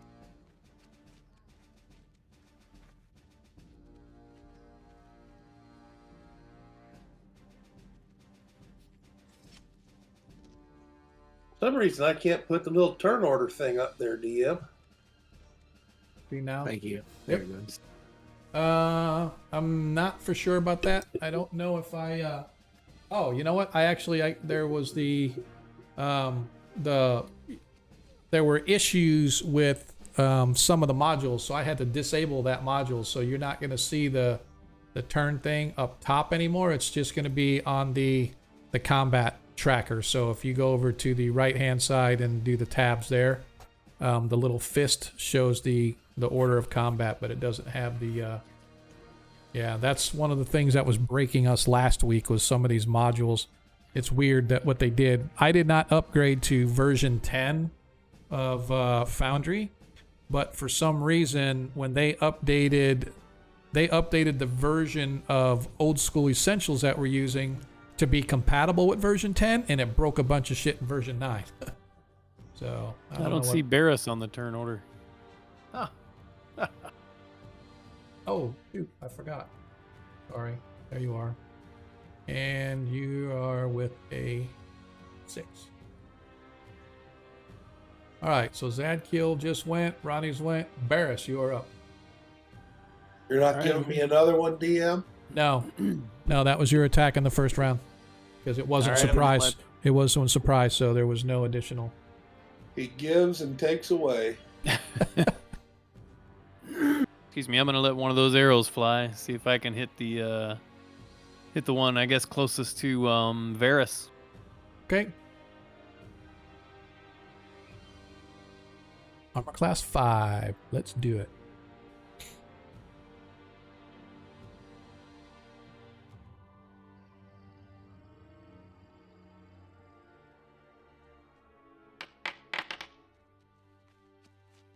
Miss. As your bow. Tackle 14. Yeah. Nope. As well, let me double check. It's armor class 5, so it's not like it's that. I still think that's a miss. What level is Barris? Seventh level ranger. So yeah, that would hit AC 7 on there. Yep. Nope. He has an AC 5. Therefore, you have missed. Pew! Pew! As the arrow goes flying off into other directions. All right. Varus. As you move up to attack, you need to move to where you're going to attack, and then I need you to roll 2d6. Please. Really? Yep. Any attack or any I should say I each. didn't notice that when I was coming in here. Okay.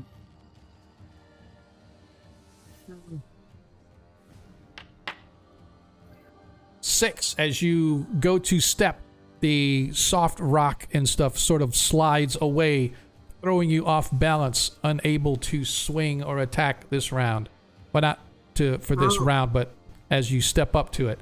Any movement that's required to go up to attack requires a roll. So once you guys are in place, then you don't have to worry so much about that. Okay. Well, I'm still invisible then, right? Correct. Yeah, your attack did not go off. All right. As Mithindar is going to release his magic missile.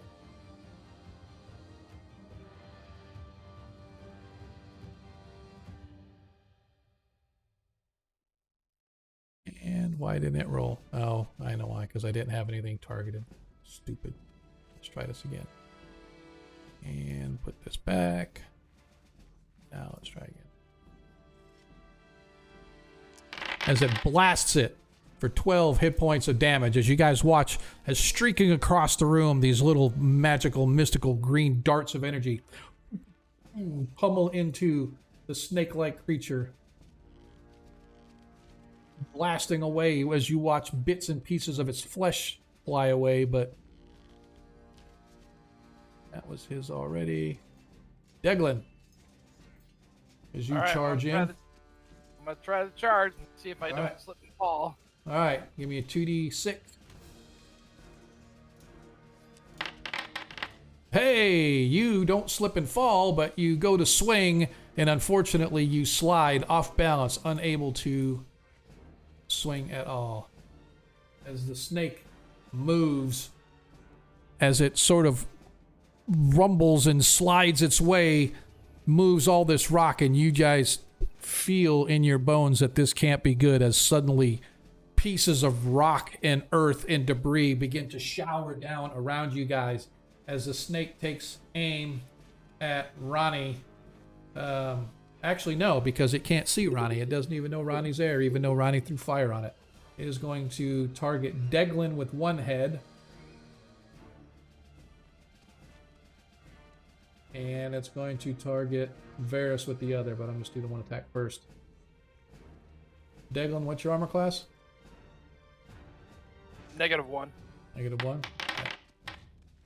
Yeah, no, that misses.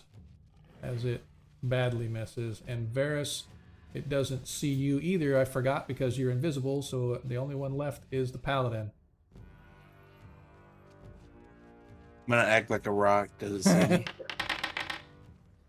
11. What's your armor class? Yeah, Still think it fails.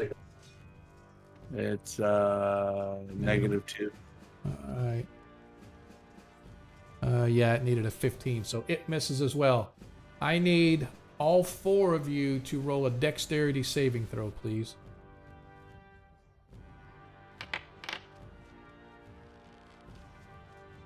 That means, yeah. Yep. You mean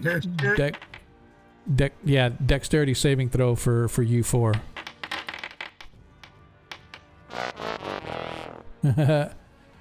Varus, don't forget to add your bonuses. Well, I don't understand because It's a dexterity saving throw, because when the snake moved, the ceiling collapsed around you guys. So I need a dexterity saving throw. Alright. Well, that's not in first edition, so that's why I'm trying to understand. Oh, I'm sorry. My apologies. Yeah, I say dexterity saving throw. Well, actually, no, there is. Hang on a second.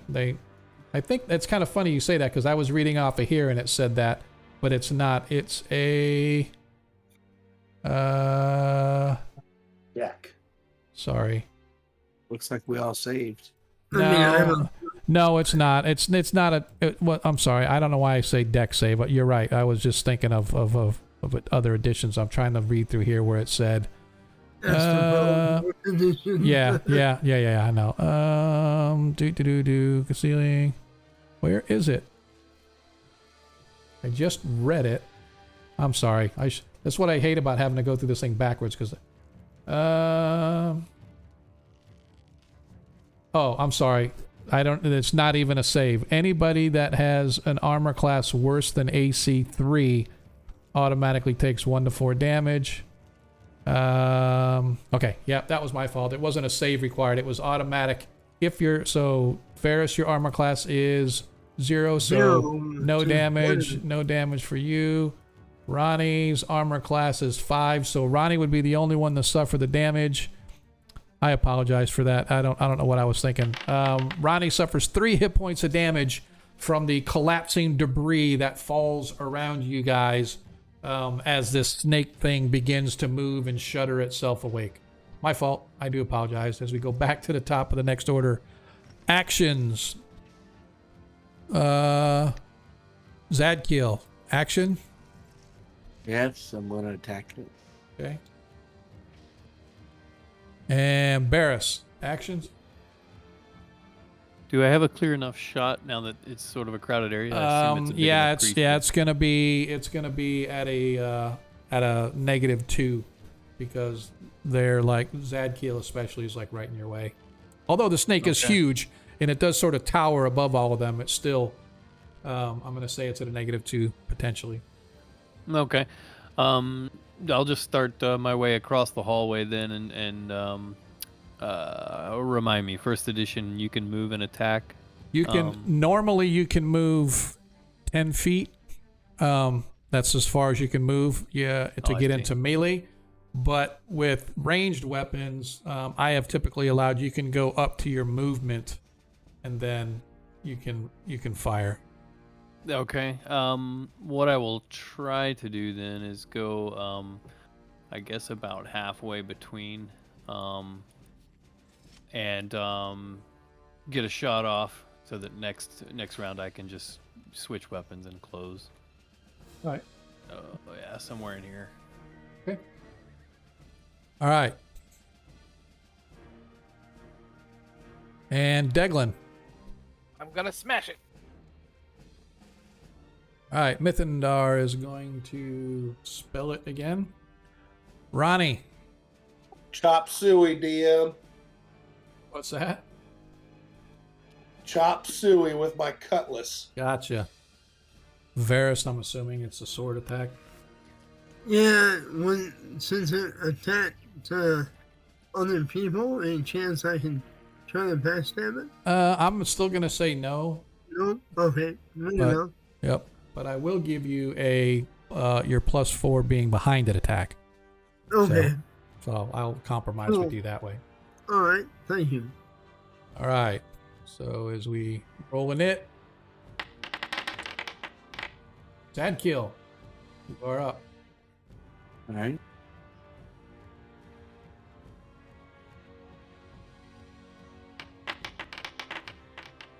+14 hits.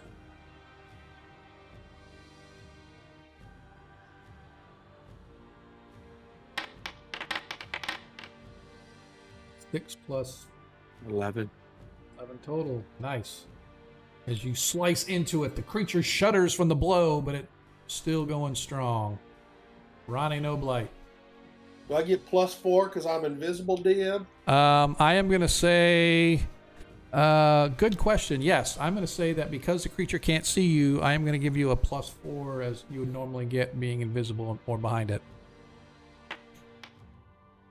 16 hits. Total. Nicely done. All right. Barris. All right. Gonna go about halfway across. Do I need to make any? Well, you said it wasn't a dex save. It's No, yeah, you just need to roll 2d6 +4. I'm sorry, 2d6, and you need to get a 4 or less. Gotcha.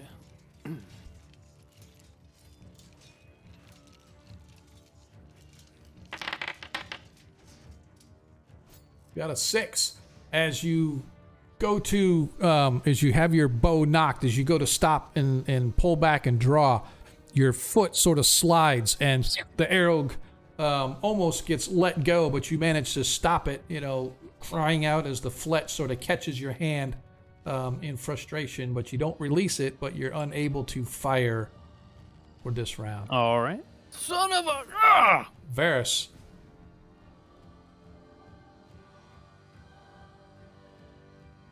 Alright.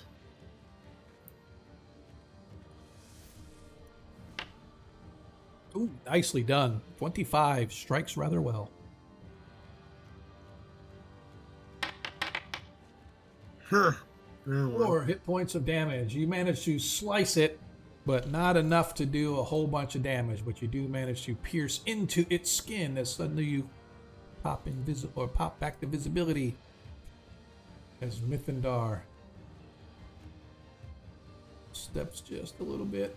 Once again, targets said creature.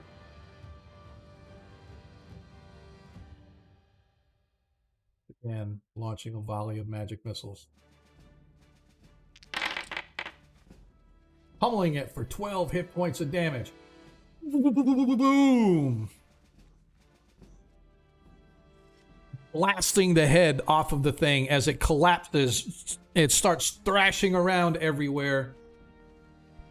I need, once again, as you guys see, as this snake-like creature sort of goes into its death throw, it slams into these big, huge piles of rock and stone that have collapsed from above, causing more stone and rock to collapse from above.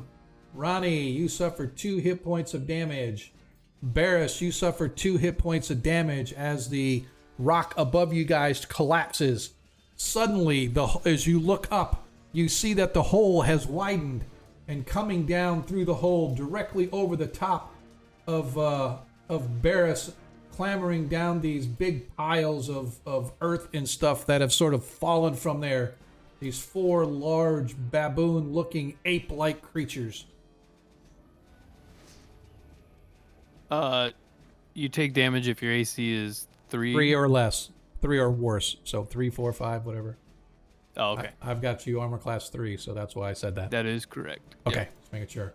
As these ape-like creatures come pouring down onto, as we're Deglin, you see them coming down. I'm actually going to move them where they probably actually were. That's exactly where they were.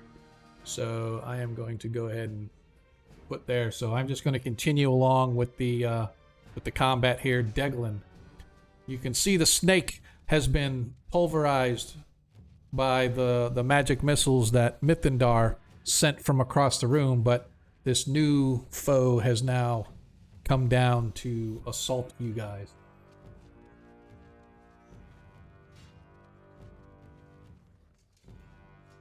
Need you to roll 2d6, please, and get a 4 or less.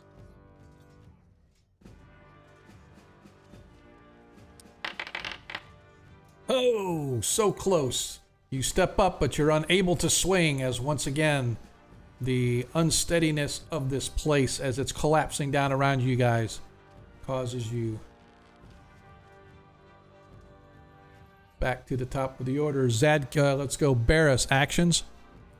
As this ape came down they come sliding down this mound of earth right next to you. I'm going to swap weapons and get ready for melee. Okay. Deglin, you're going to do this with your hammer or your mace? Yeah. Yes. Okay. Mithindar's got another spell handy. Ronnie, I'm assuming you're going to stick with your cutlass. Yes. Varys, now that you have seen what's going on, you realize that rushing into combat to get up to them is a tricky task, to say the least. I'm gonna turn invisible and take my time. I am gonna make I am gonna make a modification to that rule though about the movement. If you have dex bonus like missile adjustment, I'm gonna allow you to deduct that from that 2d12. So you write 2d6. You roll 2d6, subtract whatever your melee or whatever your missile adjustment might be.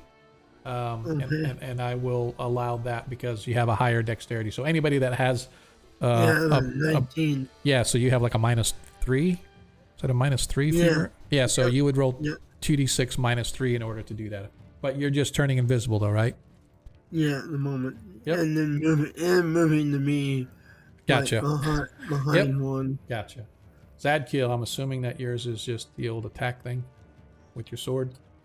Yes, I am. All right. All right, as we roll in it, once again, the party wins. Zadkiel. Okay, I'm not gonna charge. I'm just gonna walk gently. Okay. I'm gonna hit this thing. -2 on your attack. Okay. I'll compromise because I know 2d6 is difficult.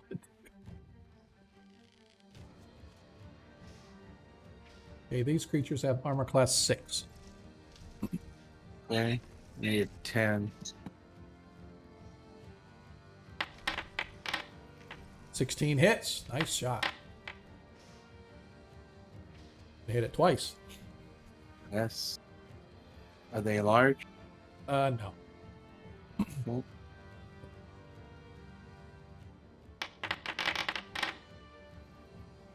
Hit points of damage plus. So my strength is applied for both of those, right? Yep.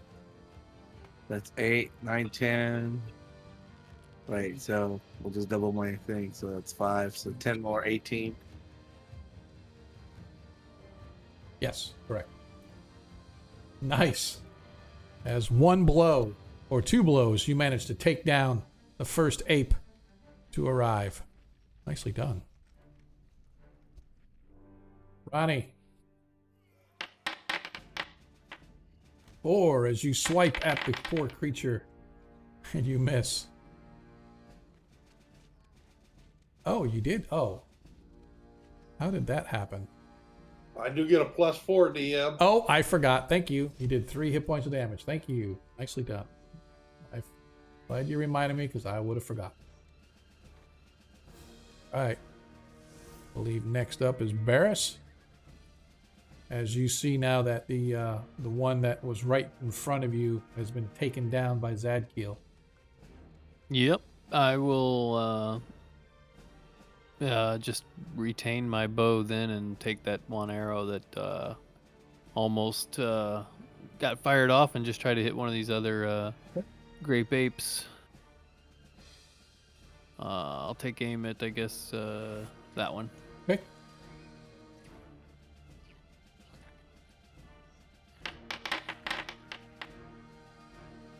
It hits armor class. AC5. AC5 hits. Nicely done. All right.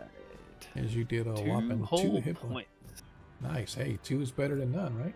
Indeed. Right. Varus, you are now invisible. I'm going to carefully sneak around to here. Okay. And so As 2d6 -3. Yep. Nice. Nice. As you made it, you did not slip. So you can now. You can. Yep. Next turn, you can backstab. All right.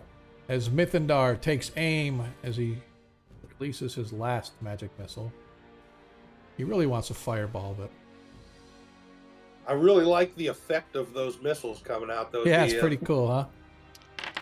That is cool. 13 hit points of damage. Boom, boom, boom. Blast the creature as it goes flying. Sends it falling down the rest of the way into the earth as it scrambles to get back up. Bloodied, bruised, severely wounded, but not dead. Deglin, you're up. All right, here we go. It should do that for our ranged weapons.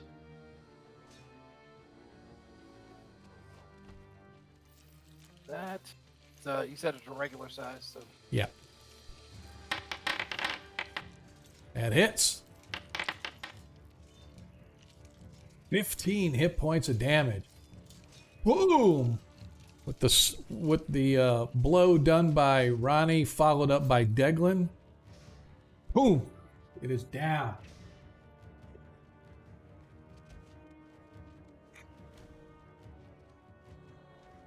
This 8 hops over. Oh, thank you. So I don't have to roll again. Stupid deck. Oops, why did it do that? It's supposed to be the other way around, dummy. Okay, yeah, he got it. Anyway, as he targets you with his 2 claw attacks.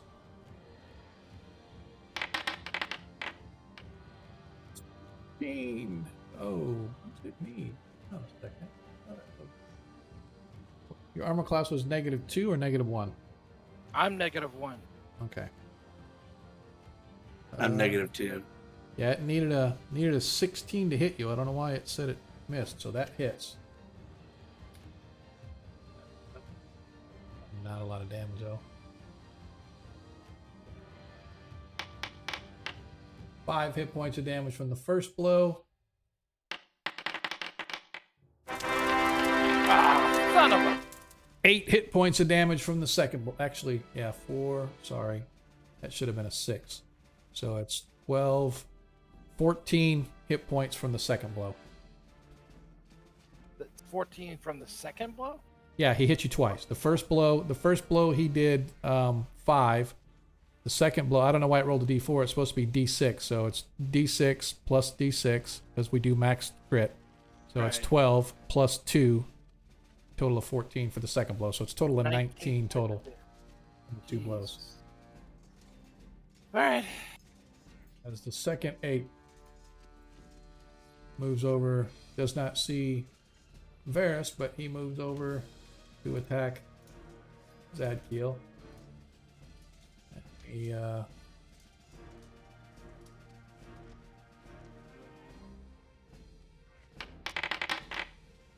and he made it anyway, but that's good.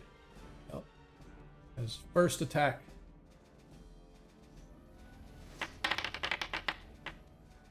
Ten misses. Second attack. Another 10 misses. So both attacks miss. As we are back or to the next. On to the next. So I'm just going to keep everybody's actions as the same. I'm pretty sure nobody's going to change any. Although Mythendar is going to hold his action. He's just going to kind of move slowly into the room. We roll initiative as the apes gain initiative. As once again, the ape targets Zadkiel. 7 misses. 18 hits. Quit rolling that. 6 hit points of damage from the ape on Zadkiel.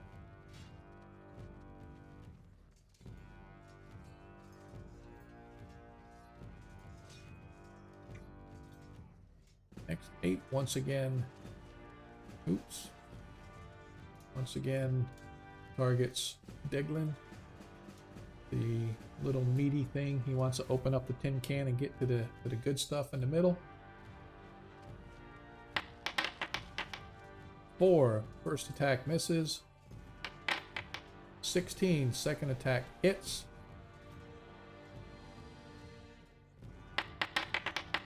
7 hit points of damage to Deglin.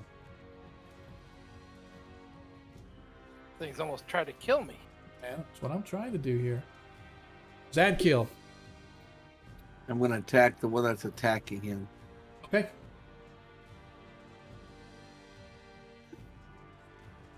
Oh, you're going to save the little priesty from getting his boo-boo hurt. That is correct. How many licks does it take to get to the center of the priest of Jaskar? 1, 2, 3. Just wait till my buddy shoves his sword at me. Oh, as he hits. Nice. 9 hit points. Actually, that's It's actually 11. yeah, 11. Wait, why you? I'm surprised. Hang on. 9, the sword, plus, I should say 9, and I'm sorry, that wasn't right. You rolled a 6. Okay, so you're right. So a total of 11. Sorry. It's like, why isn't that adding right? All right. As you slam your blade into it, but it does not kill it, but it wounds it severely. And next attack, Ronnie. Cut away, cutters. Cut this boy. I don't believe that hits. Be a 16, DM. Well, you don't get +4 this time. I'm still invisible, aren't I? Oh, that's right. I keep forgetting. You still can't see, so that does hit. Nicely done. As your second blow to it manages to take the ape out. Barris. Can I successfully move up behind that ape, or is he elevated? He's like on the rubble stuff right there, but you can like move there. But any movement requires a D12 or 2D6 check. Right. Less than 4. All right. I'll just try to let an arrow fly at him then, and maintain my position. Okay. All right. That 20 was right there. I know. Oh, that 20 was right there. Varus, go ahead and don't forget you get to take your dexterity bonus on your check if you want to move to attack it. Yeah. Okay.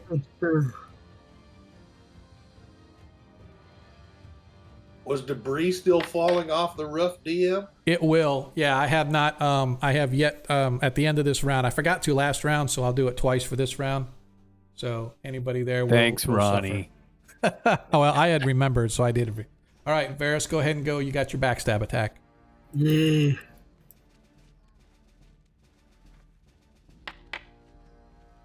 Nice, 19 hits. And these are medium sized. Yeah, they're regular creatures. Yeah.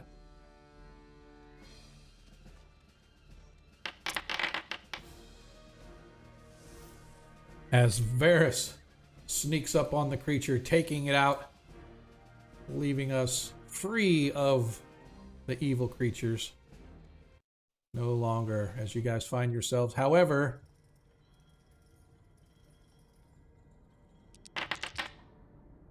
Ronnie and Barris and Mithindar now all suffer 3 hit points of damage from collapsing rocks, dirt, and debris. Yeah, I really need to take a little bit of a rest, probably. Yeah, I'm gonna cast Cure Serious Wounds on myself. I'm down less than half of what I am. Yeah, I'm down like 15 or so. While they're doing that, DM, I'm going to look in this rubble pile.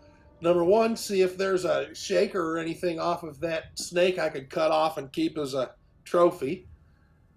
And if not, ruffle around.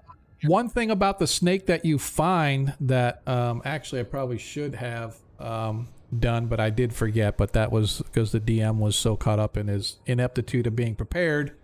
It has poison sacs in there, and you find 2 vials worth of poison still within the poison sac that you're able to successfully remove. Nice.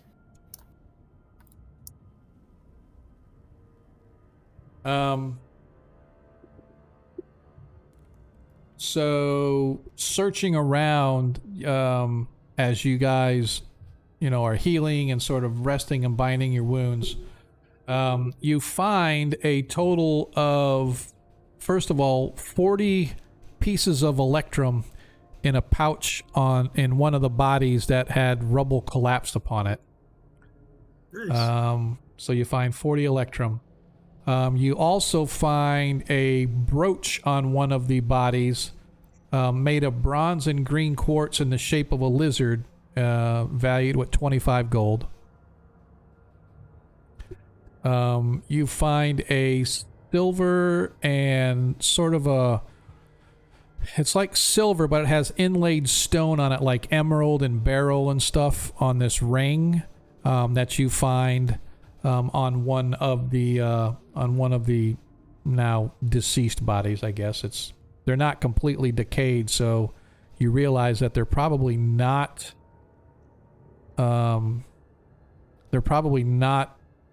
like temple owners or people that were here in the temple, because they would be skeletons by now. But these are still, they're pulped, but they're well decayed, but not completely bone. But anyway, you'd estimate the ring, if you were to sell it, is probably like 50 gold.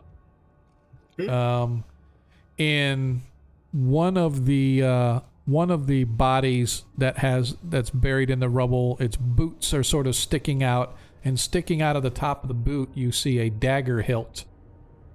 Nice.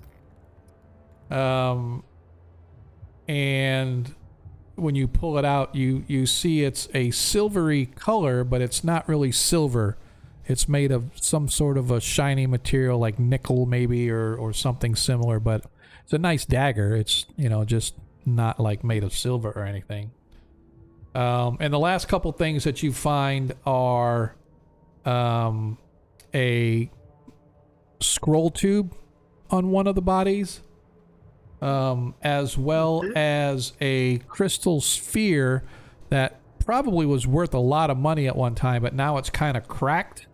It's about 3 inches around, and it's real fine polished crystal, but unfortunately it's got a bunch of cracks in it. Looks like probably due to the rubble falling or whatever, but it's probably still worth 45 gold.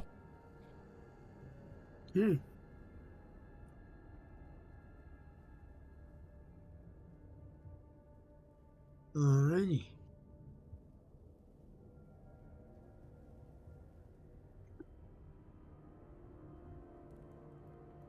Well, which one do we want to try? Before we do that, as I want to make sure we get through our healing, Mithindar is down half of his hit points.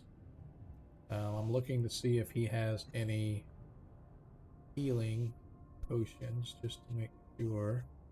I have a few, but I wanted to save those. He's got a potion of extra healing. That's about all he's got. I've got 3 cure lights left on me. I'm down 12 myself.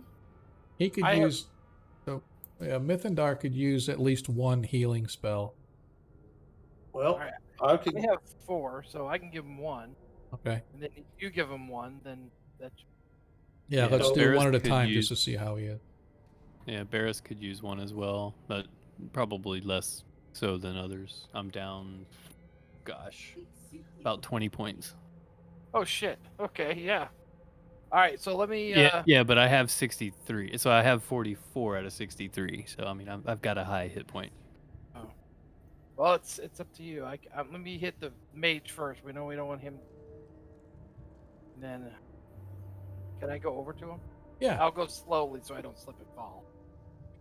that was only for combat stuff. Okay. Target.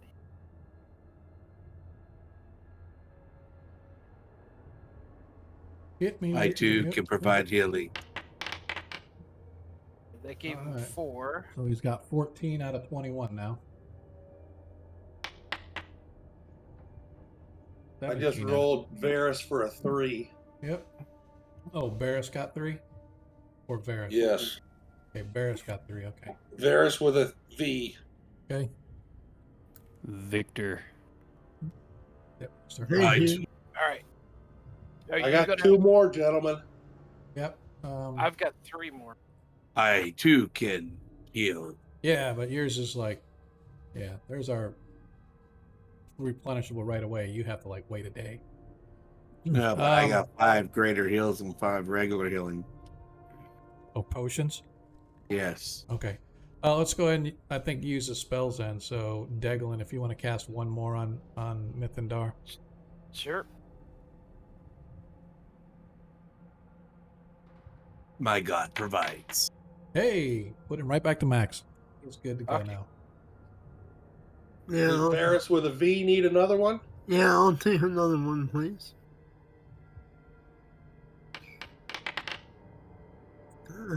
That helps a little. I can All get right. you another one.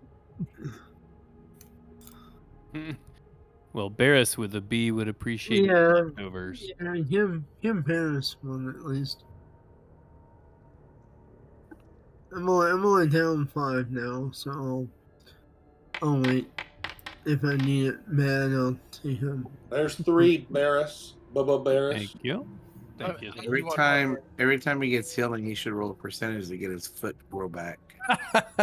Hey, it already got fixed. Remember that long break we took? Yeah. Oh, Got a nice wooden shoe now. Yes, sir. So with that, as you guys gather up the treasure and finish the investigation of the room, trying to decide which door we are going to enter next, we are going to take a break. For those that have been with us before, you know how this works. For those that don't, we take a quick 15-minute break so that people can go replenish their snacks, replenish their beverage of choice, bio breaks, whatever the case may be. We hope that you will be with us on the other side. Let me just shift over to break mode here. I forget. And if you have yet to go check him out, you guys need to go check out Monkey Boogers and his SoundCloud, as he is not only the one responsible for all of our character artwork, he is also the one responsible for all this cool ass music and this really cool commercial that keeps showing up whenever I try to go. We got 24 seconds. Yeah. 3, 2, 1. Yeah, no more. All right, we're gonna listen to Monkey Boogers for a while now. So like I said, let me set our timer here. What we say we're going to do 15 minutes. So 0, 15 there. We're going to start that.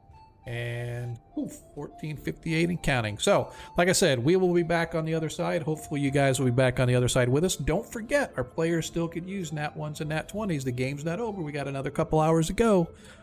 Depending. Unless I TPK them along the way, and then in which case, don't worry about it. But, yeah, man, let's... take a break, guys. Go do what you need to do, and we'll see you in a few minutes.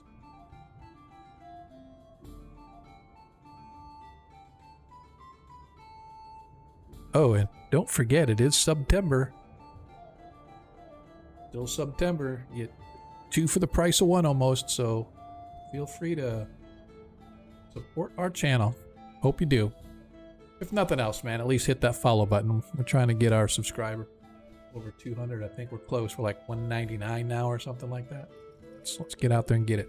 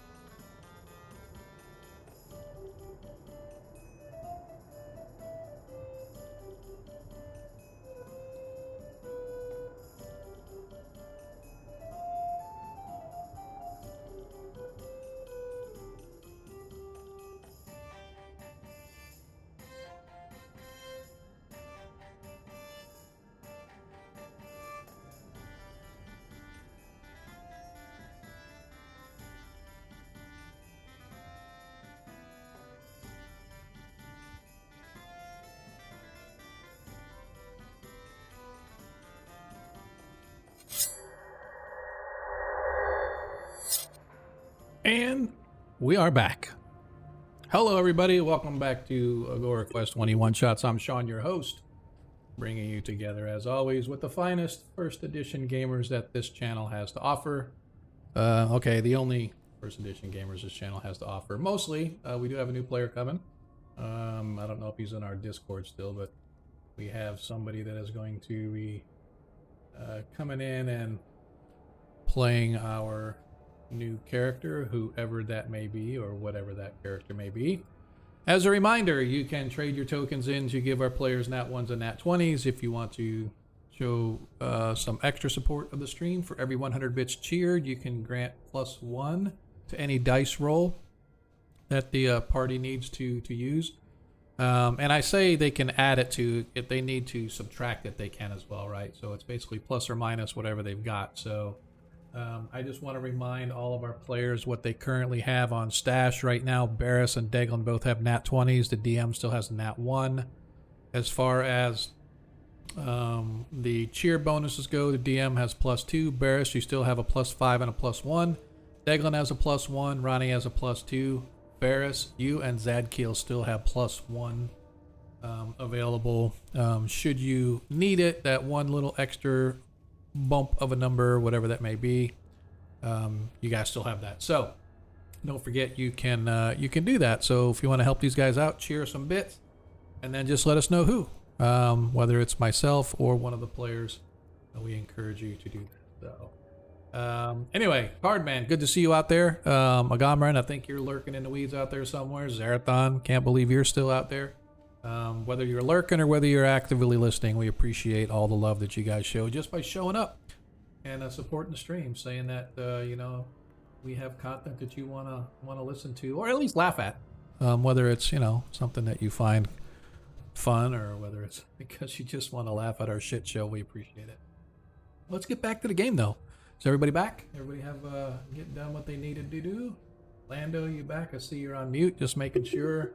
Yeah, I'm here. Cool. I see Declan healed me up, so yep. I'm good to go. Nice to go. Just don't forget to take those spells off the list, boys. Because this isn't like 5e where you get all your spells back after a 10-minute rest. Anyway.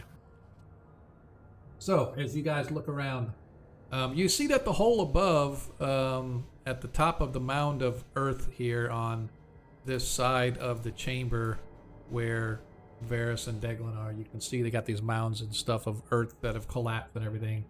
You can see that the hole has widened up. It was wide enough for those gorilla apes or those white apes, I should say, blue-faced apes and baboons or whatever, to come rushing down in there. So it might be, you know, big enough for you to get out if you so desired. Well, I'm going to cut off some of that ape hair and put it in my pocket. You never know when a tuft of ape hair will come in handy. That's true. You are correct, especially in spell research. Hey, can we tell by looking through the hole what time of day it is? Yes. So it is probably early afternoon. The sun is not quite directly overhead, but mostly overhead and on its way toward the other side. So want to know exactly? It's 1:38. It's 1:48 and 50 seconds. If you want to know exactly. They want to try and get out. Well, they're probably still up there for daylight. Yeah, well, but we've done all sorts of moving around, so who knows if they even have any, if they're even still trying to find us. I don't know. We got 3 doors right here, chomping at the bit. That's true. Well, which way? What do we want to do? Well, I didn't see the third door. Where's the third? Far to the south, it looks like a big double-sided gate down there. I guess that's not the south. That's the west. That is correct, but yeah, I get you. Oh, okay, I see it. I don't know. Which way you want to go? Why don't you give us an eeny, meeny, miny, mo thief?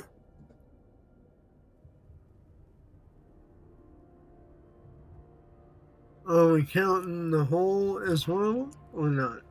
No. Okay. So,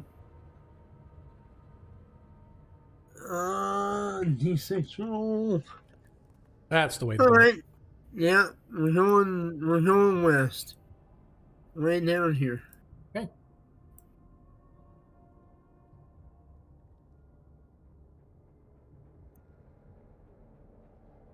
And down and check out this door for traps and such. Check it away, sir. That would be a D100. Nicely done, as you find no traps on the door. You guys, Alright. it is the safest door you have ever seen in your life, almost. What kind of door is it? Steel? These doors are just like the other ones. They're heavy bronze doors, and above the door is that same symbol that you saw coming in. Double-headed It's a double-headed snake. So we killed a god. What's that effect? All right, I'll open it. Okay.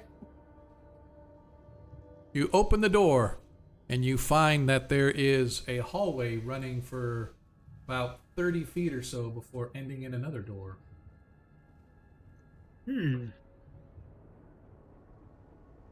Looks suspicious.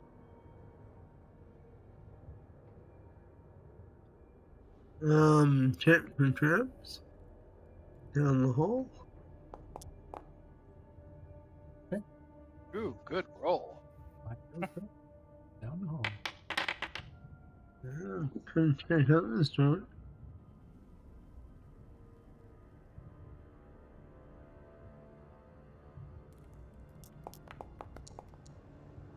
Okay. Yeah. Holy shit! I should put traps on there that you find just because you had such good rolls. I mean, it makes up for all those horrible rolls last game. Yeah, exactly. Yeah, you find no. Alright. Well, what kind of door is this? Again, similar to the other ones, although not quite as big. They're heavy iron-bound bronze, or not iron-bound, but heavy bronze doors. Although not quite as big as the large double doors that you guys just left. This is just a single door. This one's all yours, Declan. The floor of this room is covered with a layer of fine gray dust or ash, some 3 inches deep. Across the room, opposite the entrance, is another set of doors. There are 2 alcoves to the left and right, but these appear to be empty.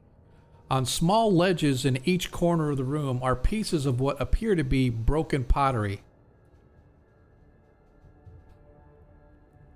Okay. Well, you want to look at this ash turn and see if it's really ash Okay. and not some kind of fungus or something? Okay.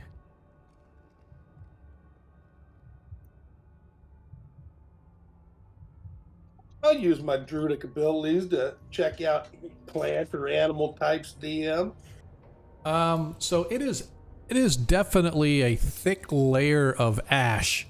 It is not alive or any kind of a fungi that you have ever seen.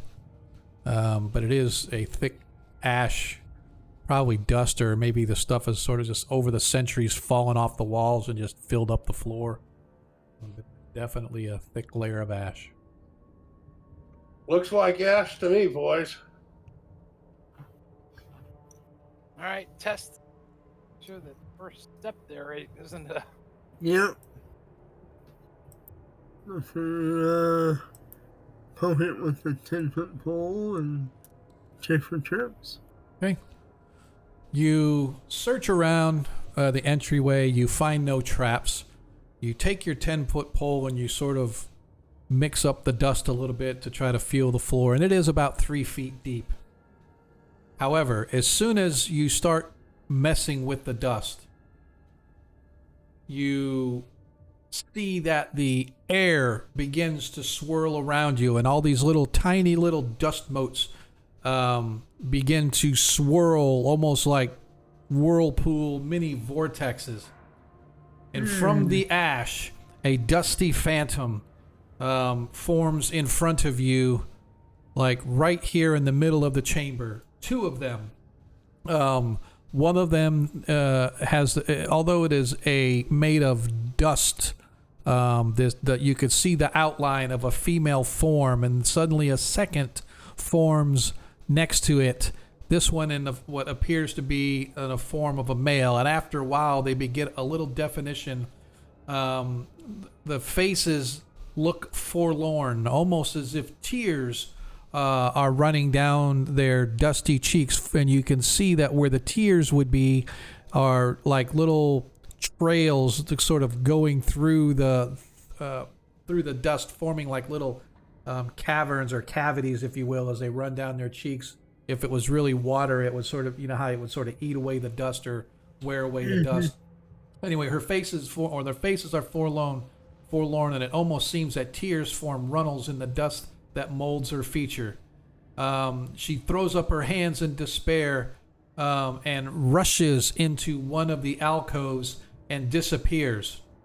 And the male runs the other direction.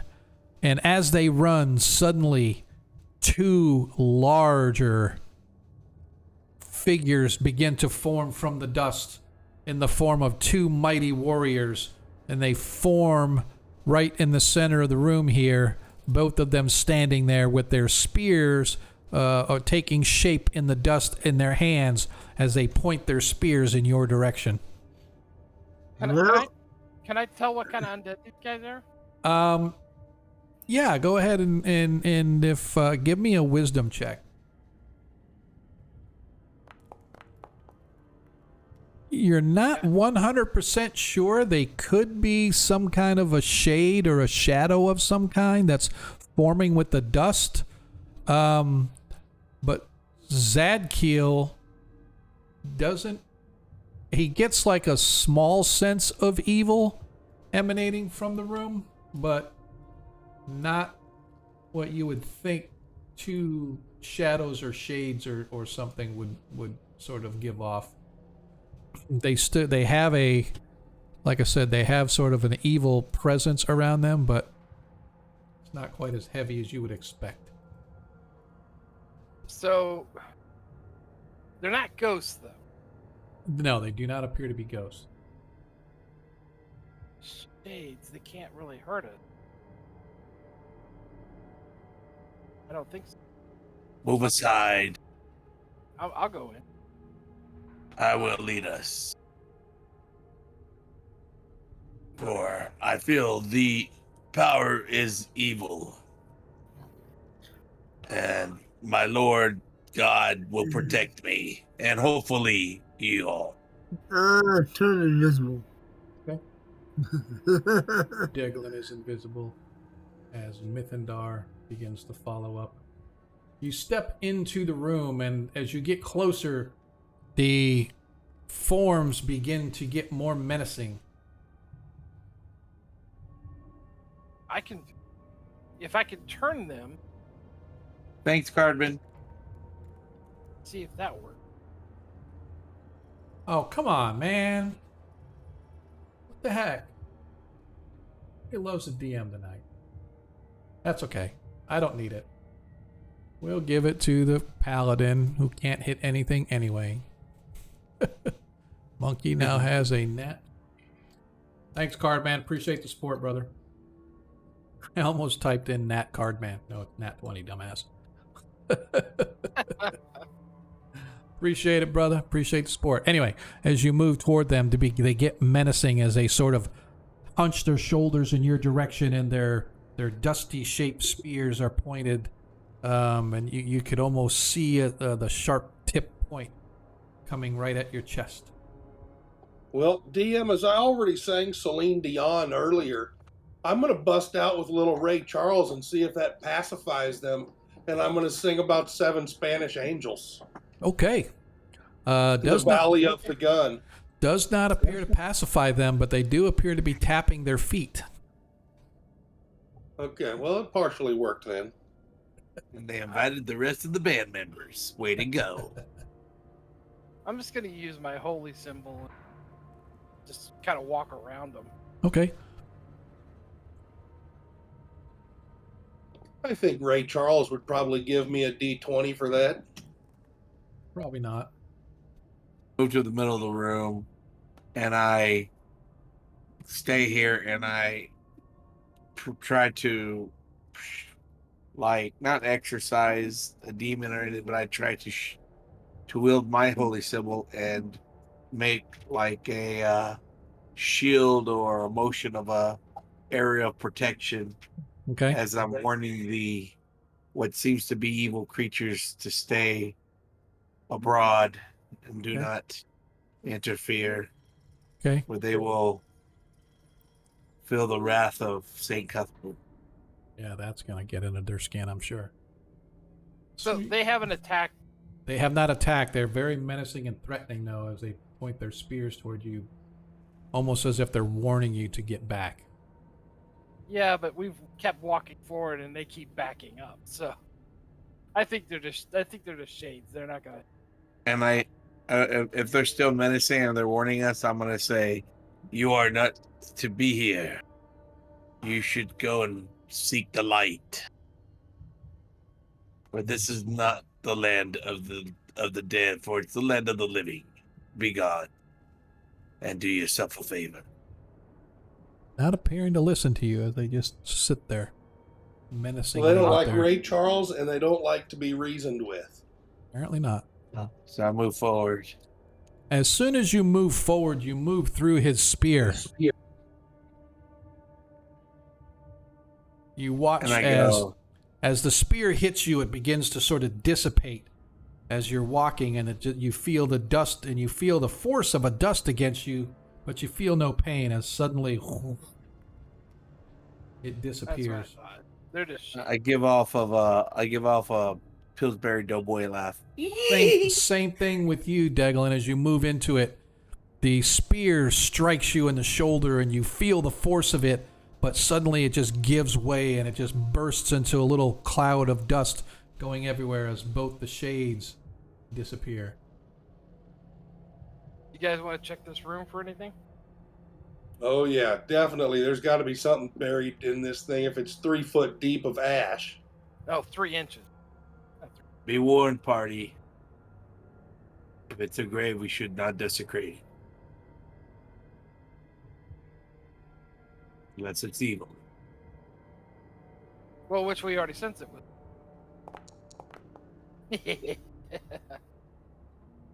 We'll give it a quick. Okay. Yeah. No. You. Yeah, I got a 1. All right.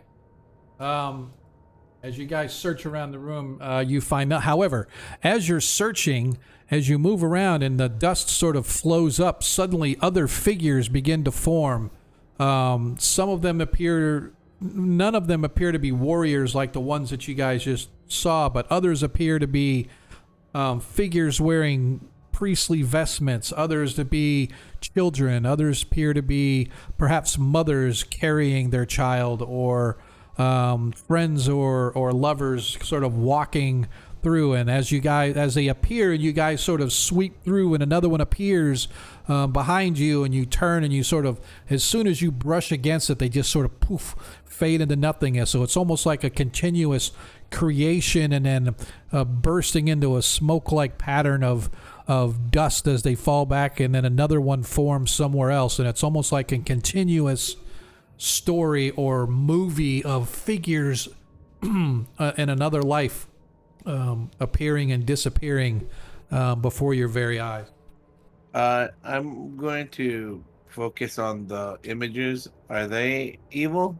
Do I sense evil from them? No. You sense a slight evil in the sense that they're dead or shades of some kind, but no like intense evil like undead creatures.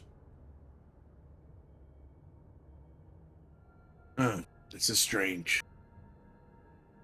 Do you, I look at Daglin, do you get the same feeling? Oh wait, no, you're not a paladin. My bad. Well, I think it's a similar thing. These are just the spirits of unsettled dead people, bygone era, and they're just manifesting as remnants. They I can't- trust your knowledge more than mine, as you are more toward the cloth. I think we'll be just fine. Let's check this door and get out of here. I back away a little bit, Okay. and I just kind of survey the room to make sure no harm comes to my companions.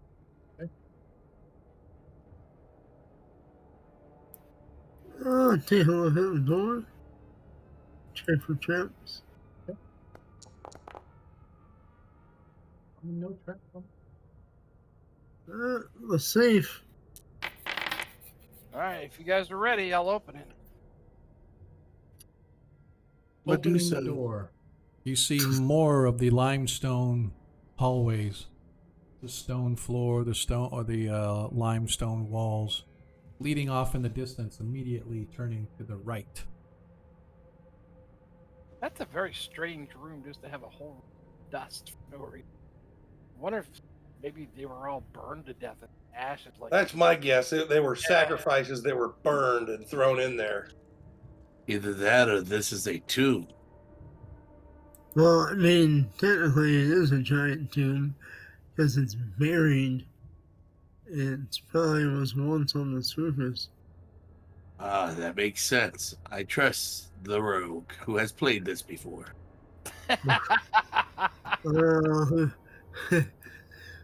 You know, who thinks that maybe this was some kind of city or temple that got, buried in some kind of catastrophe. Well, this reminds me of the Temple of the Great Warriors, where the rooms are different and yet deep within the ground. Checking for traps in this hallway. Yeah, you found that. Alright. As you continue along the hall, heading back to the north, you see that it runs for 50 or 60 feet before angling up, ending in another door. Well, at least we're finding doors.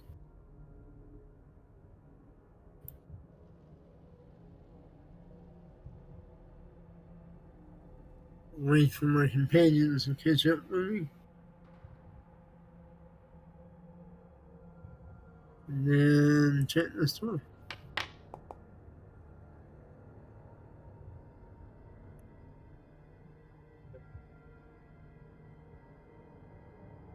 You find no trap or anything. Looks Yeah. safe to me. You want me to open it? Yeah, might as well. I can't Then, get to it. let me swap places with you. This door opens into a large vaulted room, and allow me a moment here to give you the full description. This room is decorated in a cat motif. The entire southeastern wall is carved to resemble the snarling face of a hollow-eyed tiger. In the center of the room is a stuffed tiger posed as if it's on the prowl. The left ear has been torn off in a jagged pattern. Also in the middle of the room stands a statue of a tiger-headed man of dark complexion holding a spear. Placed about the room in various poses are several stuffed domestic cats. These house cats are represented sitting, stalking, pouncing. One appears to even be begging, pawing at the air. One of these cats in the center of the room has been knocked over and chewed on. Its stuffing is falling out. On the walls are several lion and leopard skins, tiger heads, and a cat of nine tails. In the northwest corner of the chamber is a large calendar stone mounted on the wall over a stone table or altar. The statue of the Catman is carved completely of stone and depicts a tall man with 2 extra sets of nipples. He seems to be wearing a tiger face mask and is clad only in a loincloth. Across the left side of his chest is a jagged scar, and his chest appears to be sunken and very bony. The spear itself is also stone hafted, but bears a silvery spear head.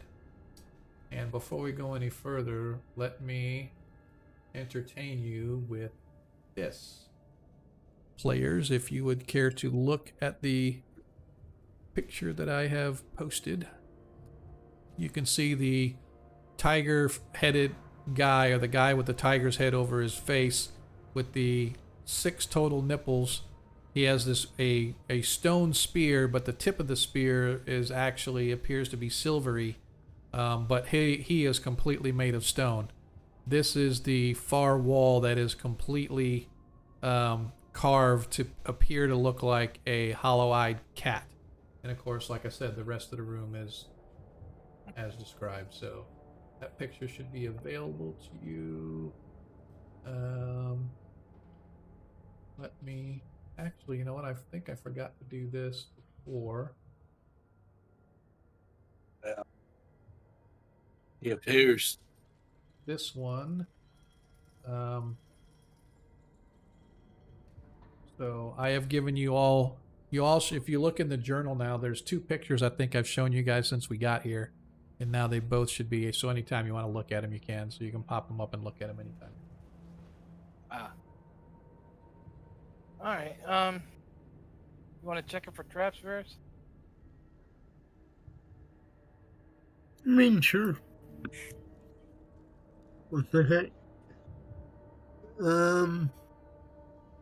DM, does Zedkill have any knowledge of any type of So creature like that? the guy is here? Yes, Or- that is him. That's a statue of the guy.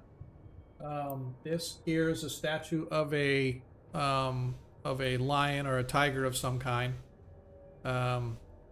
The altar is down here, and the wall behind it is the face of it, or that face thingy that's on the wall face. behind the altar. The cat face? Okay. Concurring. Well, Dean, just because I have a sneaky suspicion, I'm going to cast that invisibility to animals on myself again. Okay. I'm gonna check the statue. Okay. Where is everybody coming in? I came. I'm right behind you. Yeah, alright. I might go check out this altar. Is it an altar? Yeah. Somehow altered. Well, I don't find anything. Looks safe to me.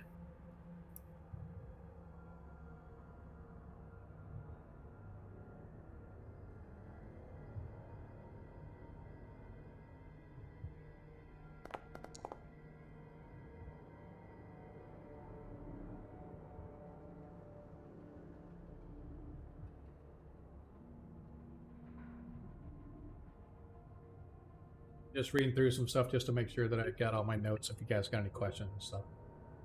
So investigating the altar, as you look at it, Deglin, is an altar. Behind it is the huge cat head, sort of carved into the wall.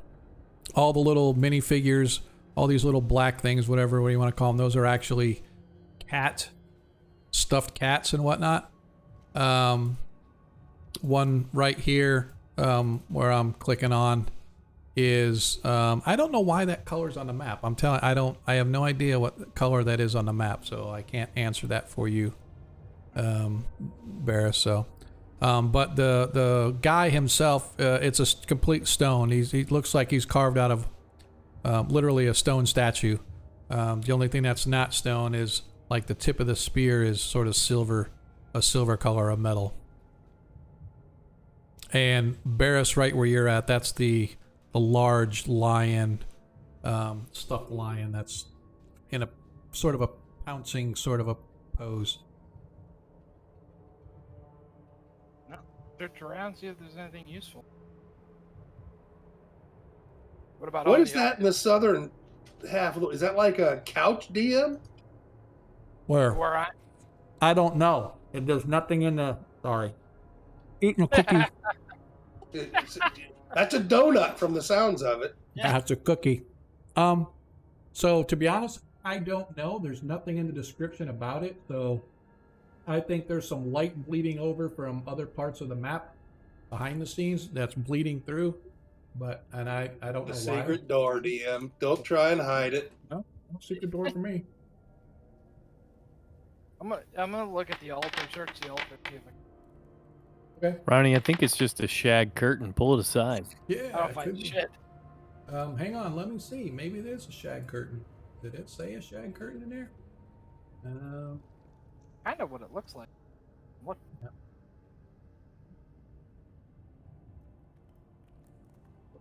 All of my.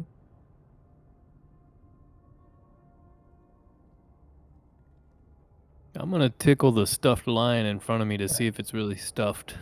Yeah, it is definitely a great taxidermy. Yeah, there's I got no idea what that is on the floor up there. There's no description in the room that says. I'm going back through the description. It says on the walls. Let's see. Stands a statue of a tiger-headed man of dark complexion, blah blah. Placed about the room, various poses are several stuffed domestic cats. On the walls are several lion and leopard skins, tiger heads, and a cat of nine tails. In the northwest corner of this chamber is a large calendar stone. A large calendar stone is mounted on the wall over a stone table or altar. So that's where this is. Yeah, it doesn't say anything about what that is supposed to be on that wall. Looks like it must be a pile of 5,000 experience each. Probably what it is, but I really doubt it. So yeah, so I'm not sure, to be honest. I don't know sure what that's supposed to be on the map, but hey, who knows? All right. Here. Oh, let's start checking everything in here. Then we got 3 doors to choose from to go out. Well, I looked at the man, and now it's 73. So Yeah, I he's think it's fine. he's made of stone and whatnot, and so Is the spear removable? no, it's all carved into one piece of him holding it. Mm-hmm. So Is it silver or is it just something painted? it looks silvery. From your sharp eyes, it doesn't appear to be silver, but it's a silver metal of some kind. Could be nickel, something similar. Yeah, I'll leave it then. Okay. Nothing on the altar. Yeah, no, there's nothing there. It's just a plain stone altar. Dust. Drag marks or. No, it's looks like it has just been sitting there for ages, just covered in a fine or a thick layer of dust. But other than that,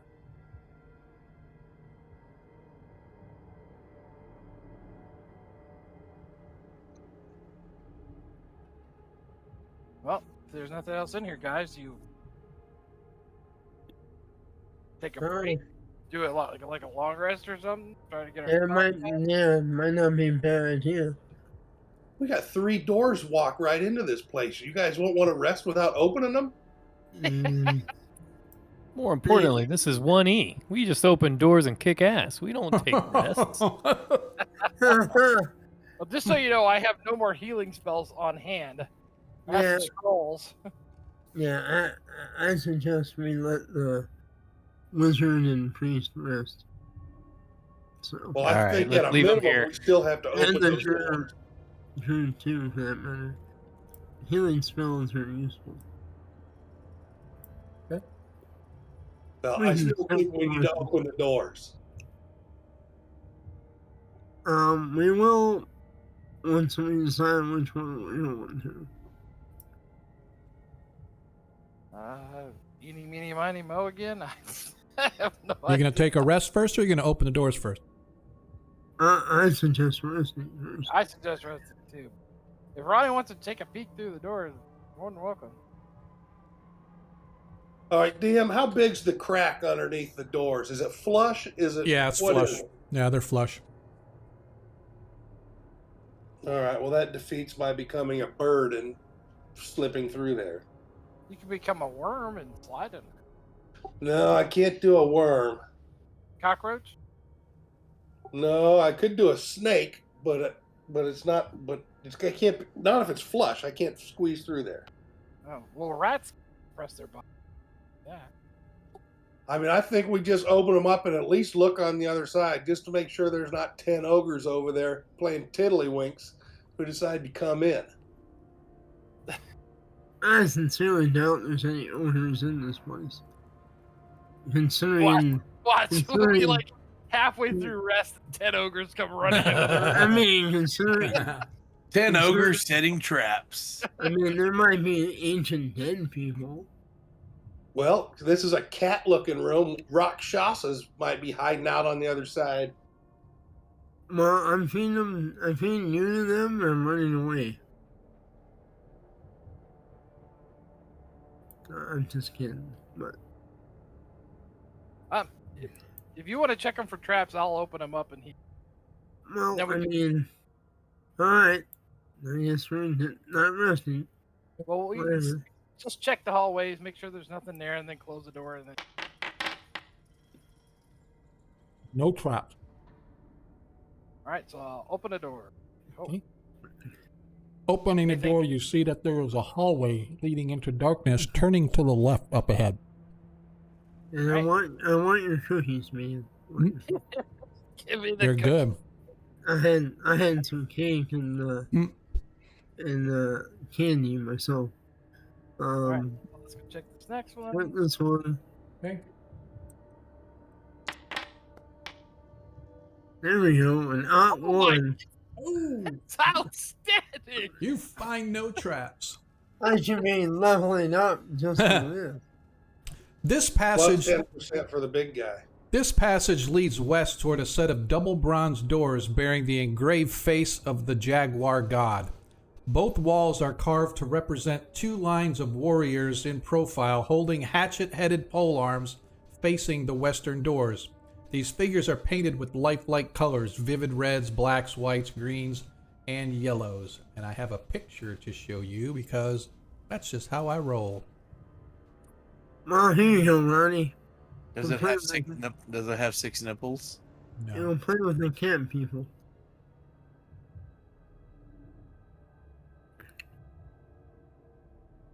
Ah, like that's a what- cat that's what- demon, and they're protecting they're stopping the demon from coming out. Maybe. DM, does Zakio recognize those things with weapons? Is that like the ghosts that they saw? No. No, the Okay, ghosts no. were more human-like. Do we recognize these looking creatures? They look like they're wearing headdresses. Yeah. Headpieces. Yep. Okay. So Well, shut that door. yeah, that's that. All right, we'll go check this next one.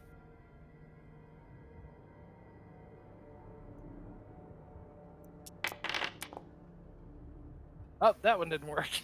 Well, This hey, is the safest door out of all of them. Oh, okay. There we go. another hallway. Alright. I think it's good that All we right. now know that we have 3 ways to go. All right. I mean, bed down for the night and maybe set up a watch schedule. Yep. Who got first watch? I'll take first. I'll go second. I will be sleeping with my armor on. Yeah, me too. You can't sleep in armor. Sure you can. Yeah, Tin Man did it. Magical armor doesn't weigh anything. All right, so Varys is going first, then who? Deglin, and then Yeah, Barris will pull the midnight shift in his hot leather. Hot. Hot leather, do it tonight. Gonna slap you on your hiney, all right. I mean, I thought this was a BDSM chamber. I mean, Yeah. And It's Everybody Mithadar. Oh wait, that was the wrong song. My bad. yeah. All right. So we have 6 people to stand, 8 hours of watch, so everybody can get about an hour or so, a little over hour watch.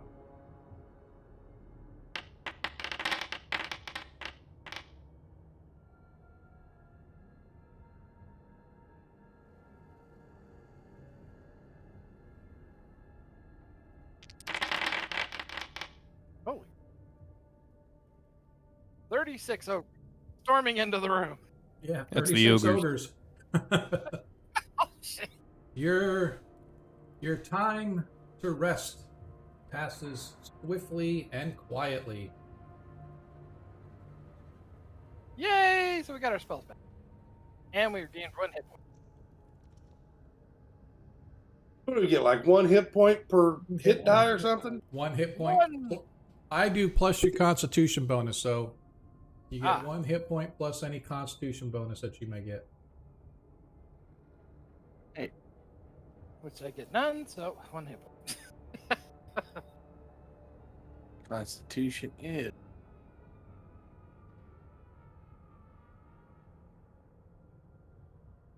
I'll be right back. I'm going to grab a pickle. Sir. Isn't that a pickle? Is that what the kids are calling it these days? That's what they're calling it. Oh, it's kind of wordy. Before, yeah. So does this count as a long rest or whatever? Yeah, long No. Oh well, I wanted to know if I would have casted my heal before. Yeah, you can. If you cast your heal, then you would be able to get it back. Okay, well that is fully healed.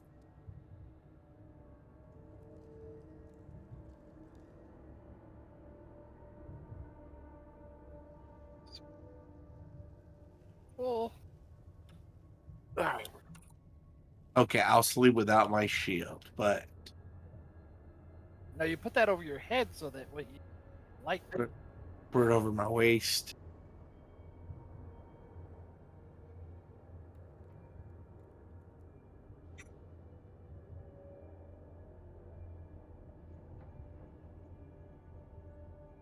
Hit bells. All right. You guys all managed to juice yourselves back up. Where to next? Well, Hang on just a second.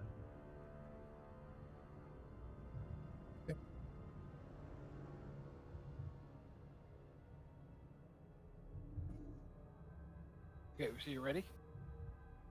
Okay, so well, we know this one here has got all these statues. That's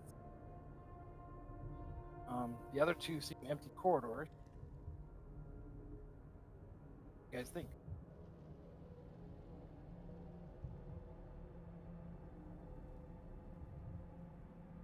I say statues. Say statues? Yeah. I They guess. seem important.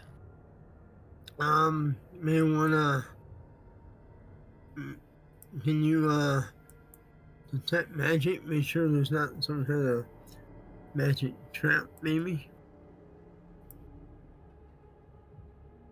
Who's got magic? Or have the wizard do that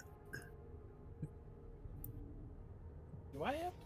on the statue. He does not have detect magic memorized.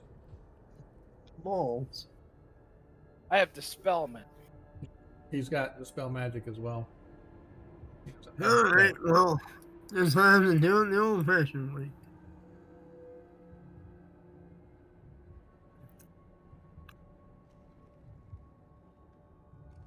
Once again, you're looking upon the statues as they're facing the far door. I'm going to check the trap. Okay. And carefully go into Check for trap. You find no trap. check the traps as I go past them.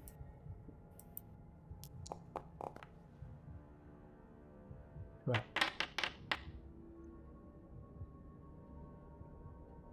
It's over here. Go.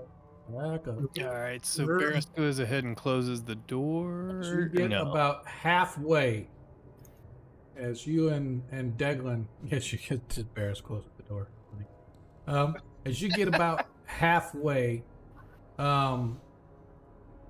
suddenly you watch as the two statues on either side, you're looking at them and you see they've got these sort of hatchet-shaped or pole arms that are pointing toward the door. Suddenly the two sort of slam together, barring your way. And as they do, the where the two pieces sort of hit together, you watch as this electrical spark gets let off. Fun. Go ahead and Dodge? well, give me a Duck dodge roll. yeah. I need Declan and Varus both to give me just give me dexterity checks. Actually, no, saving throw versus petrification. Alright. 11 a minute. Declan gets a 1. Declan gets a 1. Might have a chance. How many? As now, Declan, you do have a nat 20, just so you know. Well, we want to roll under. Oh no, we want to roll over. Yeah, you want to Yeah, roll. and you have metal armor on. Yeah, so I'll use my nat 20. All right. So as the two come together, they sort of slam into you and Varus, one from each side. You know, sort of clipping you. This electric discharge goes off, whoa, sending this blast of electricity between the two of you. But fortunately, you manage to get knocked back by the blow of the thing moving before the electric charge can hit you. Additionally, Varus, as you sort of put your hand up to sort of move yourself out of the way, your hand hits this thing and you feel your hand go numb. And it's like you can't let go, and you feel this sort of paralytic grip on your hand. But again, the getting slammed into these things turning sideways actually helps you and knocks you backwards. And a moment later, the feeling comes back to your hand as these statues now block the way. Well, I think we're not going this way. Huh. Wonder if I can dispel magic.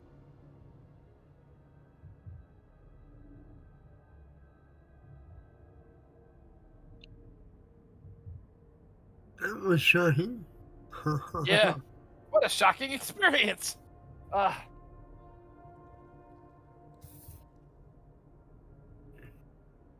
Gotta be some type of magical thing to do it, right? Well, yeah. I will say this. There is room, like the pole arms and the statues cover most of the hallway, but it does appear to be room if you were to try to crawl underneath, like on your belly, squirming or whatnot, trying to avoid touching the statues or the pole arms as you do. That would require a successful dexterity check, rolling your dexterity or less. I would leave that up to the thief. Well, I can do that probably because I have these gloves and dexterity on. Oh, that's true. I forgot you had that. So, I shield all my weapons, Okay. so I don't have anything. As you disappear. And then I do, Back I up. do the belly crawl. Oh, so close. Why can't you roll a nat 20? All right. I'm near for combat, not for troll. Yeah. All right, so you manage to, you guys, well, you don't watch, but you hear a little oof in the scraping and sound of leather on stone, and you see dust sort of being dragged along on the form of the body of Varus as he silently or quickly crawls beneath the blocked passage, reaching the far door. Again, this door, together, the doors make up this face of some kind of a leopard or a jaguar god. But you can see that it's got handles that push the door inward and away from you. I guess I'll reappear and check the door for traps. Okay. See if it's locked. Check away. That's a better roll. Yep. Yeah, you find no traps on the door, and it does not appear to be locked. See if I can open it. Okay. As soon as you open the door, you feel a rush of warm, fetid air The room on the other side is actually lit with a sanguine glow. On the wall opposite the door are tacked several obviously human skins. So it looks like somebody actually peeled the skin completely off of a body and pinned it to the wall. A cat of nine tails hangs on the wall next to them. To the west, the room wide. How'd that happen? Hang on a second. That's like I scrolled and I'm like, why did I scroll? Oh, darn it. I apologize. I scrolled and I'm like, where did I go? Okay, that's. I gotta get the room number again. Okay, that's what I thought. Okay. This is a creepy room, dude. Yeah, exactly. To the west, the room widens to accommodate a statue that towers almost to the ceiling. The statue is an ogreish figure. Oh my God. Outfitted in flayed skins and many skulls, with a gaping mouth wide enough to swallow a horse whole, seated atop a huge basin of red-hot coals. The ring of coals surrounding the figure is over 10 feet wide. Before this statue is a pile of splintered bones, skulls with cracked pates, and broken weapons. Beside it all lies a stuffed panther. To the east, the walls are highly polished and partially enclosed an intricately carved well. Beyond the well, mounted on the wall, is a blackened mirror with a richly ornated frame. Above the well itself, in the 25-foot high ceiling, is a 5-foot wide flue, which can be discerned in the red light of the room. Oh. This is, looks like some kind of sacrificial room. I need Deglin and Zadkiel to give me 2 wisdom checks, please. Each.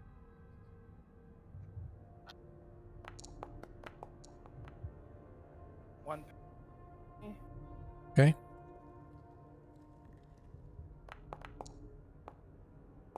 Yep. Okay. Oh, no, I didn't make it. What's your wisdom, Zadkiel? 13. Okay, and roll the second one. I don't know why I rolled. Oh, it's 2? Yeah, 2 each. Okay. So Zadkiel isn't sure what it is, although he hasn't seen it yet. The smell of the fetid air sort of comes through the hall into the Cat Lord chamber that you guys are in. Deglin, you recognize this as one of the Olman gods. Not 100% sure of his name, but you do remember they called him Lord of the Flayed Skin. Zadkiel, on the other hand, doesn't know, but you can smell the death and the evil as strong as anything you've ever smelled before. So it's like almost, even though it's not super strong to everybody else, it's like almost overpowering to Zadkiel. Wow. Lord of the Flayed Skin. Huh. Careful. There's this. I sense a great evil. I move forward, like kind of rushed, Right. as it to rescue. You have to fall. Is there any way to reset these things so they don't zap us to hell? Well, it's quite possible you could push them. If you're strong enough, you could push them apart, but that would require touching them. Unless you can figure a way to separate them without touching them, sort of push them back into place. Well, I guess, or we could like crawl. I was hoping there was some type of lever or something. Disable the trap. Well, not that you've seen. I see anything over here? Hang on, give me just a second.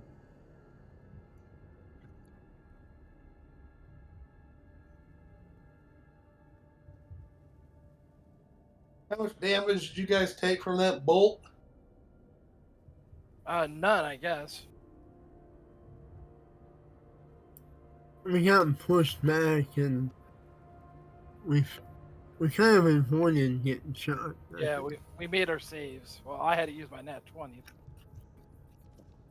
All right. I apologize once again. I was kind of looking through. So, what were you looking for now? He was looking for some type of lever to. Well, I'm just saying. Oh, that's what you were. Yeah, you see nothing over by you anywhere, Varus. Okay. At least for a lever wise. You can give me a search check if you want, Deglin. Actually, give me a find traps as well, Varus. Sure. Yeah, you don't find any lever. Yeah, you know that there was something triggered them to move, but you can't see from where you're at. You can't tell what it is, Yeah. Varus. I got no idea. Again, you guys, there is room to crawl through, even for somebody with armor on. You just have to be very careful. DM, I'm going to get down on my hands and knees and crawl through there. Okay, And maybe my leather clothing will keep me from being shot. let's hope so. Go ahead and give me a dexterity check, please. D20, you have to roll your dexterity or lower.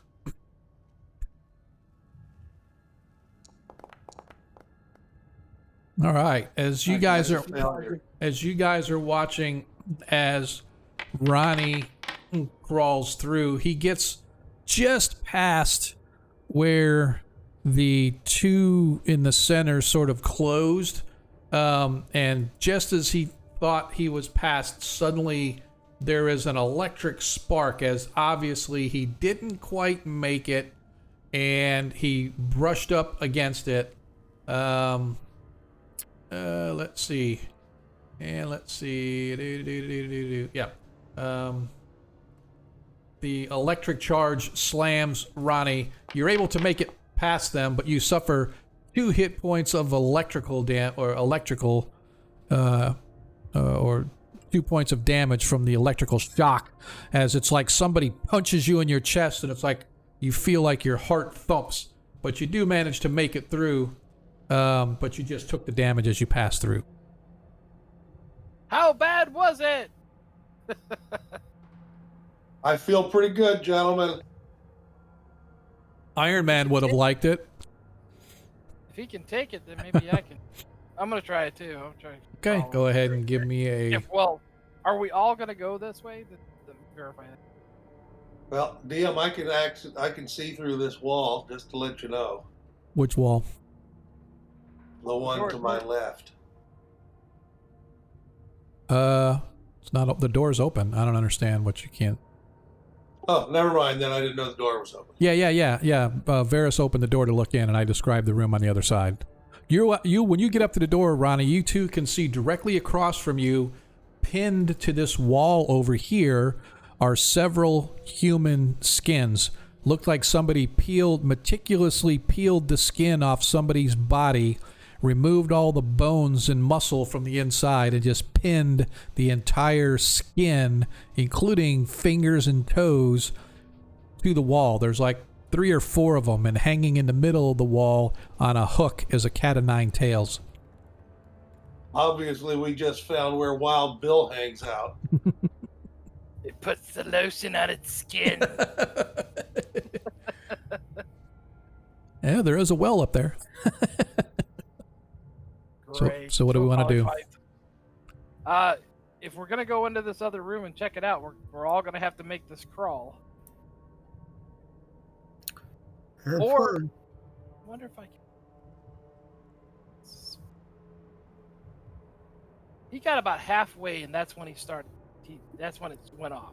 It was. Well, almost yeah, you safe. can. No, you can see what it is. It's the exact same spot. The 2 statues right here in the middle have turned so that their pole arms are touching, and so, but the way the statues, the base of the statue meets, and all that stuff, to crawl through it, you have to kind of crawl over the base and underneath the pole arms, trying not to touch them as you go. And unfortunately, Ronnie brushed up against it somehow and got zapped. But if we make our decks, then we'll be fine. Yeah, apparently. All right, I'll give it a shot. All right. Yes. Catherine Zeta-Jones right there. Yeah, man. There you go. As she does the little backflips, twisty turns through the laser light show. Nicely done. The priest in the heavy armor.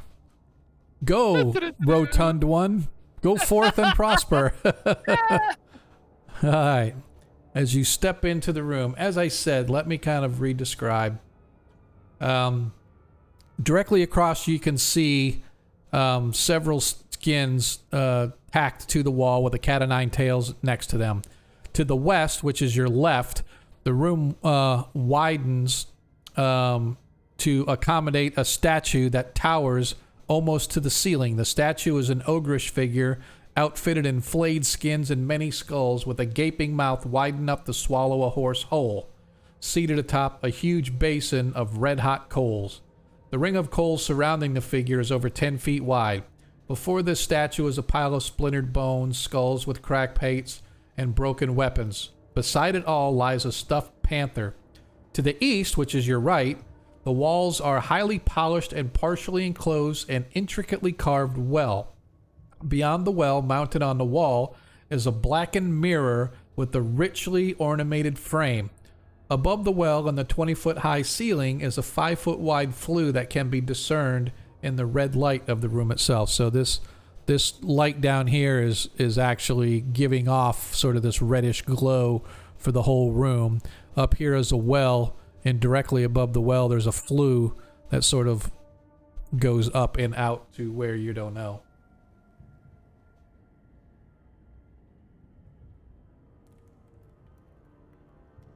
All right, you guys coming? Yep.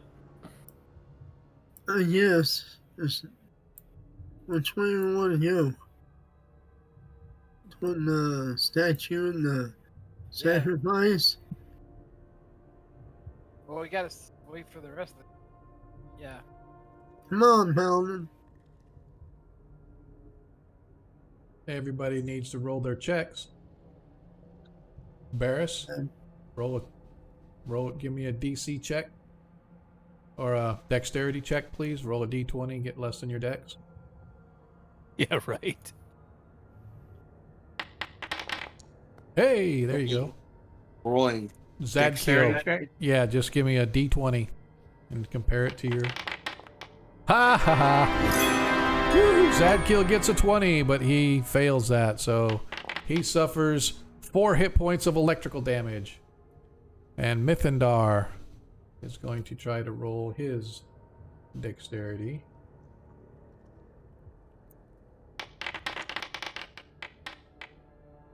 And he makes it. Oh, and his is exactly a 15 too. All right, so you guys all managed to get to where you are at the door.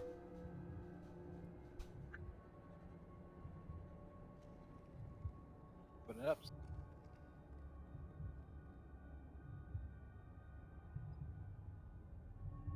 Yeah, I think we should go down and check that down here at the bottom. Something's moving down there. I was just, it didn't show it on the map, but I put, there's a stuffed, a stuffed jaguar standing next to the statue. I'd rather have a stuffed jalapeno. Ah, no thanks. Can't do spicy. But, well, priest, we want to cleanse this place? Paladin? Sure. Do we sense evil in here, Paladin? A little bit. I mean, considering the human skins on the wall, I think that's very evil. Pork skin. Long pork. All right, so yeah, Zacchaeus gonna detect the evil and. Okay. Yeah, there's evil here. You can definitely sense it. Pretty strong to the east, which is to your right. I'm sorry. Yeah, which is to your right. From that direction, there's seems to be a lot of evil.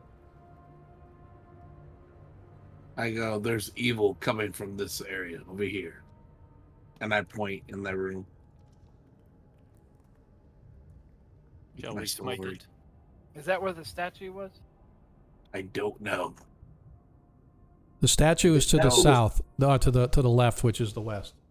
Oh, okay. To the east, which is to your right, up there, there's that well, and then there's a black mirror on the back wall.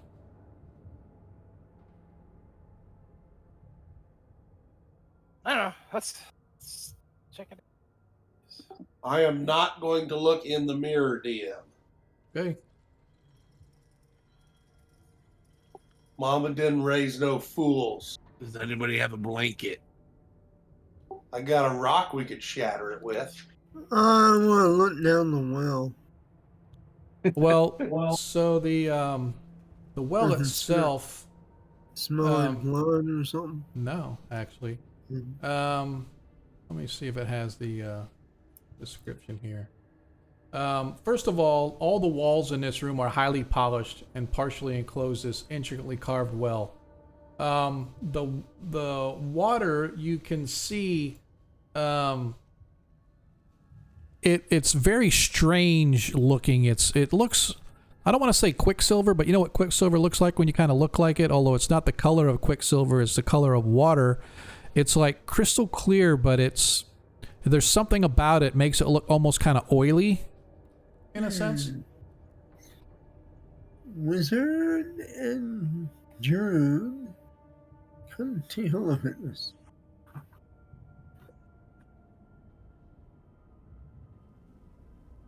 Especially Druid. DM, I can detect pure water, so I'm going to be looking at that. As a spell. No, it's just one of the skills I get at 6th level. Okay. So you realize that this is not like water. This is some sort of a oily water. Its essence is magical in nature, but you're not sure what exactly, but it's not water. That's not high quality H2O, gentlemen. I don't know what it is. It's got additives. Well, I'm not tasting it. Just because this place is creeping me out, and I'm an elf, and Okay, I life is attempt. sacred. Let me see. Do I have any? Yeah, I attempt to take one of my vials of holy water, Okay. and I pour a little bit into the well.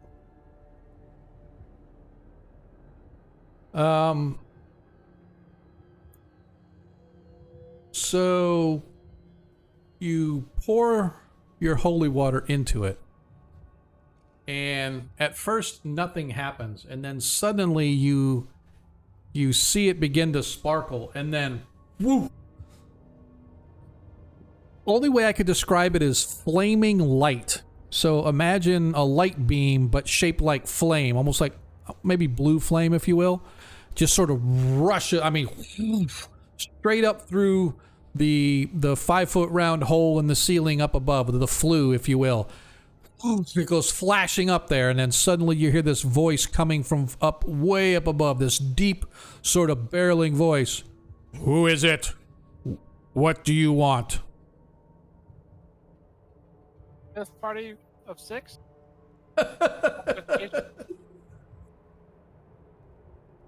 We are the Magnificent Six. 7. Don't forget your horse. Yes. No, I don't say nothing. I just look at my party companions and like, as if like, what do we do? Who's answering? Like, Well, where'd the voice come from? From up above, Up from the above. hole above. Oh, okay.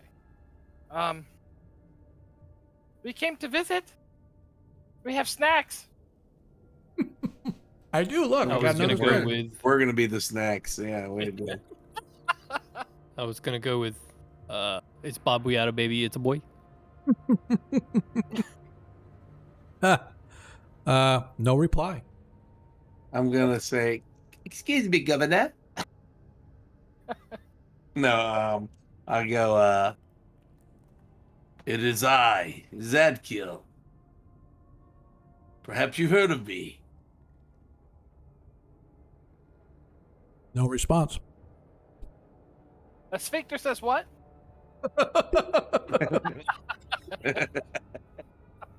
Oh my gosh. Okay, I'm gonna pour the rest of the bottle in there. Once again. Is it? And what do you want? A little more Your agitated, mama. it seems. Nothing.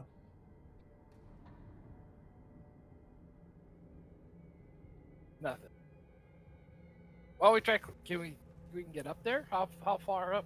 It's about 25 feet. It's kind of curved, almost like a dome, with right in the center. The is a hole, Uh-huh. about 5 feet wide or so. The whole room itself, though, is sort of polished, smooth wall. And then there's that mirror right here. I'm gonna take out my halberd,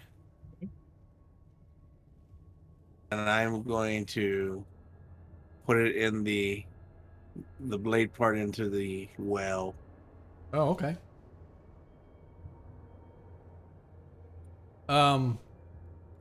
See if there's a reaction to it. Once again, the flames shoot up, like this liquid light, if you will, sort of shoots up, and again the voice says, "Who is it? What do you want?"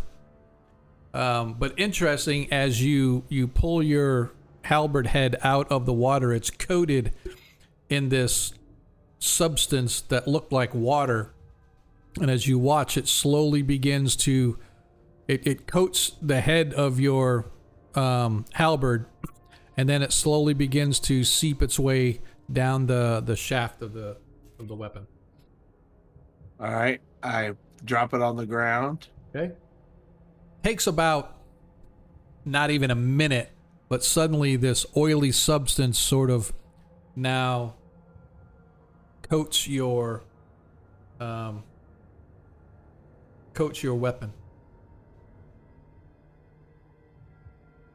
I'm going to pour some more holy water on the weapon.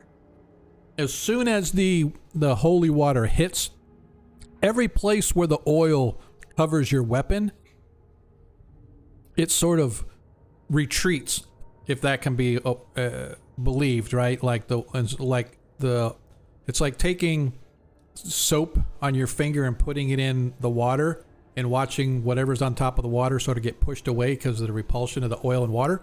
Same thing kind of happens. This oily kind of liquid that's coated onto your weapon, as soon as the holy water hits it and splashes on it, it sort of moves away. And so now your weapon, it has where the holy water was, and then the water from the well moves away from it. But after a second or so, as the holy water sort of drips off and goes away, this liquid oil stuff once again begins to kind of cover up and coat your weapon. Does it move like it has an intelligence? No, it looks like it's just sort of creeping and seeping along the wooden shaft. And I That sounds like a Japanese horror show. I asked my companion, "What do you make of this?" Something that should be left behind, I think. And doesn't. This is actually creepy. the evil I probably sense as it look at the way it reacts to the water. Yeah. Does that mirror look like it's actually a mirror or like a hole? No, it looks like a mirror. From your standpoint, it looks like a mirror with an ornate. I'm gonna take another flask of holy water Okay. and I'm gonna splash it at the mirror. Okay. Splashes on the mirror. Nothing else happens. Oh, there's 2 vials gone.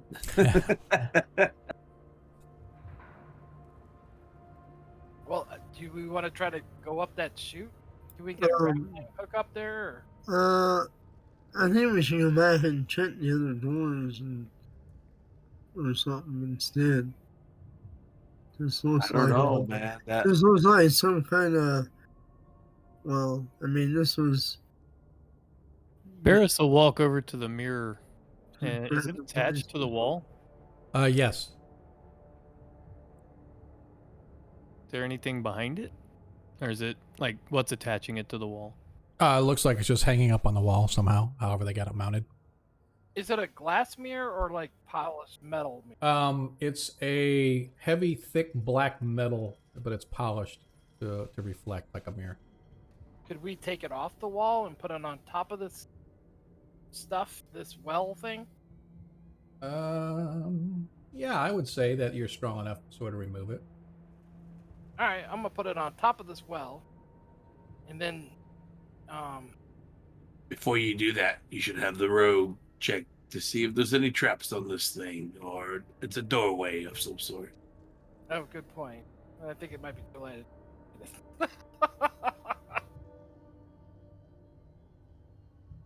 Does anything happen to me? A second, I'm trying to read through this. It's like the descriptions they got are broken up into like 3 different sections, and I'm trying to make sure that I tell you guys exactly what you see, where you see it, or whatever. Yeah, I didn't like running this module in 5e actually. Yeah, it's not Just the too way bad. it was written. Yeah, it's not The too way it bad. was written. Yeah. No, so you take it off and you just sort of set it over the top of the well. You manage. It is heavy, even for you, Deglin. It's like this heavy, ornate stone or metal mirror. I mean, and you just sort of set it down over the top of it, but nothing happens.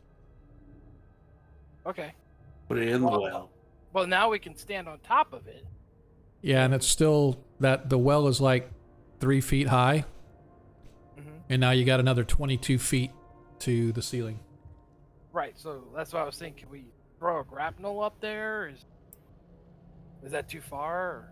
Or Well, It's can we 20 tie a? I guess we could tie a grapnel to an arrow or something.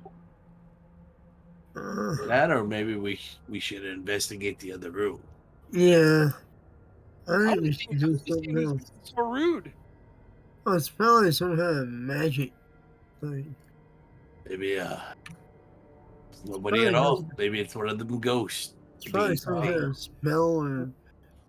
I just want to know why a black mirror is in a room with a well with a talking voice. I don't know. Maybe we should break the mirror. It's metal. Well, No, no think You that's good. superstitious people. I suspect at the bottom of that well is a great hoard of treasure. I mean, dive right in. I'll see you later. what happens to my halberd? Is it just sitting there? Yeah, to sit in there completely coated in this stuff.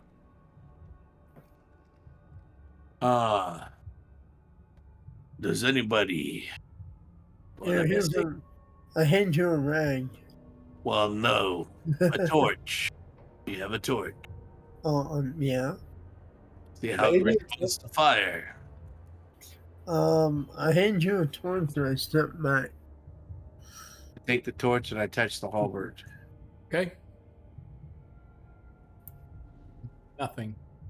Maybe it's like the sting of a jellyfish. Pee on it.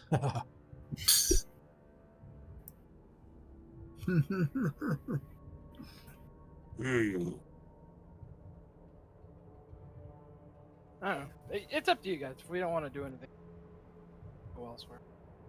I just thought. Well, I mean, who's gonna try and go 22 feet more to get I'm going to the other room. Okay. As you approach, suddenly you watch as the stuffed figure of the jaguar slowly begins to move and, Oh, shit. and pad toward you. Turn this. Okay. Oof, you disappear. It passes right between Deglin and Zadkiel, moving up, moving right past Varus. And it continues to pad its direction. It stops right before it gets to the well room.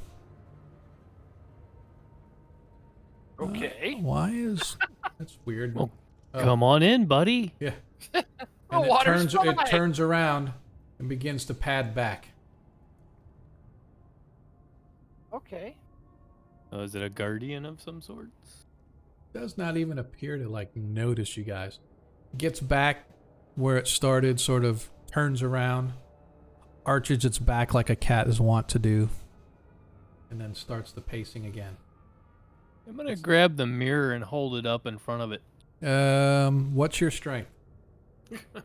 Not enough. 13. Yeah, no, not enough to lift the mirror.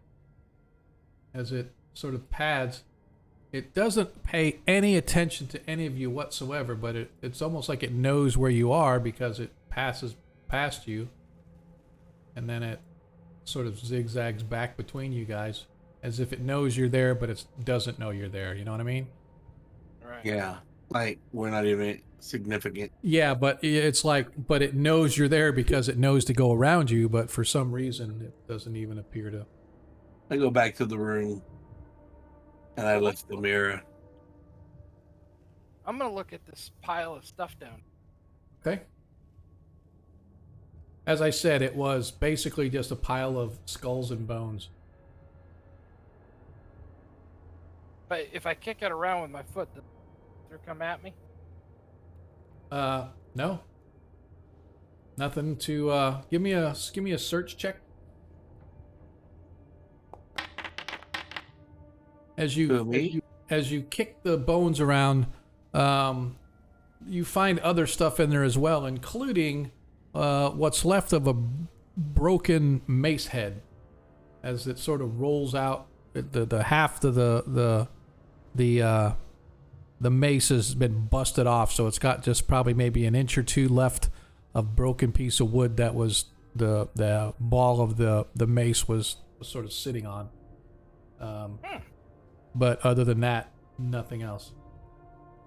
All right, I'm gonna pick that up and see if the cat. Okay. Nothing.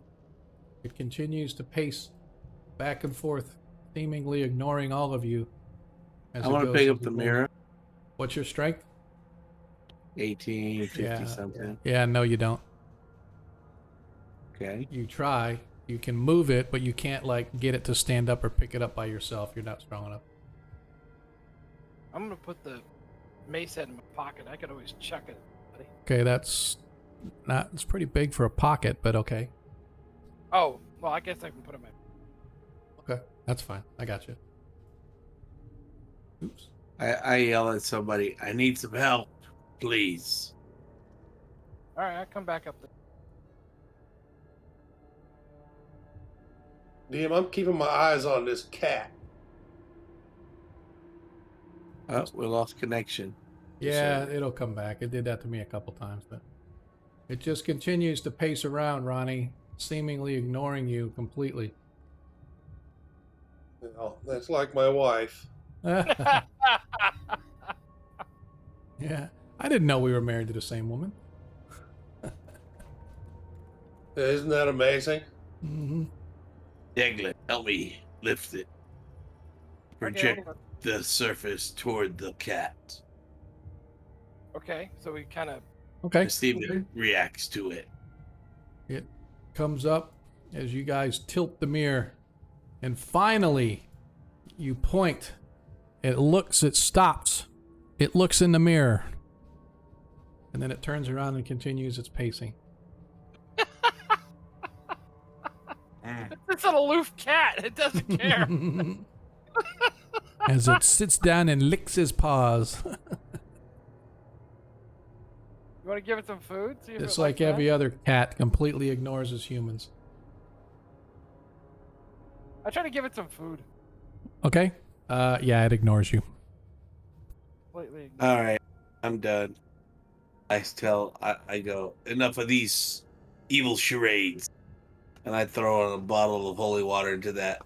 And I yell, we are here to purify this evil place. As you throw your holy water into it, once again, this flash of flaming light goes up, boom, just like a beacon, straight up through the shaft, or straight up through the flue. Who is it? What do you want? Comes a voice from above. Pizza delivery. We are here to cleanse this place. Come down and parlay with us. Response. Well, if we're not going to go up there, then we're just wasting time. Go back through the room, but we all got to make checks again to make sure we don't set off the damn trap. It could just be a permanent magic mouth on that thing. I do not know of such things. It's a spell. What I do know is this well as a source of power, which is evil, I think. But it's light. Are we supposed to go into the light? Yeah. So anyway, we're gonna go up or are we gonna leave? Well, how are we here to get up? I'm gonna pick up my halberd. We could throw a grapnel up. And I'm gonna pick it up with a piece of rope. What are you picking up? Oh, your halberd? Yes. I'm gonna put a piece of rope around the end of it and drag it. Okay. See if the oil creeps up the rope. Okay. I mean, if it wasn't a hole in the middle of the ceiling, I could try to climb the walls, but they look a little smooth. Well, it's got a lip, right? There's another level up there. Throw a grapnel. I mean, out of character, I think we're probably supposed to. I thought it was more of a chute. Maybe we jump in the well and it transports us up. Or you come flying down the chute and land in the well. That's why I put the mirror on top of it so we wouldn't fall in.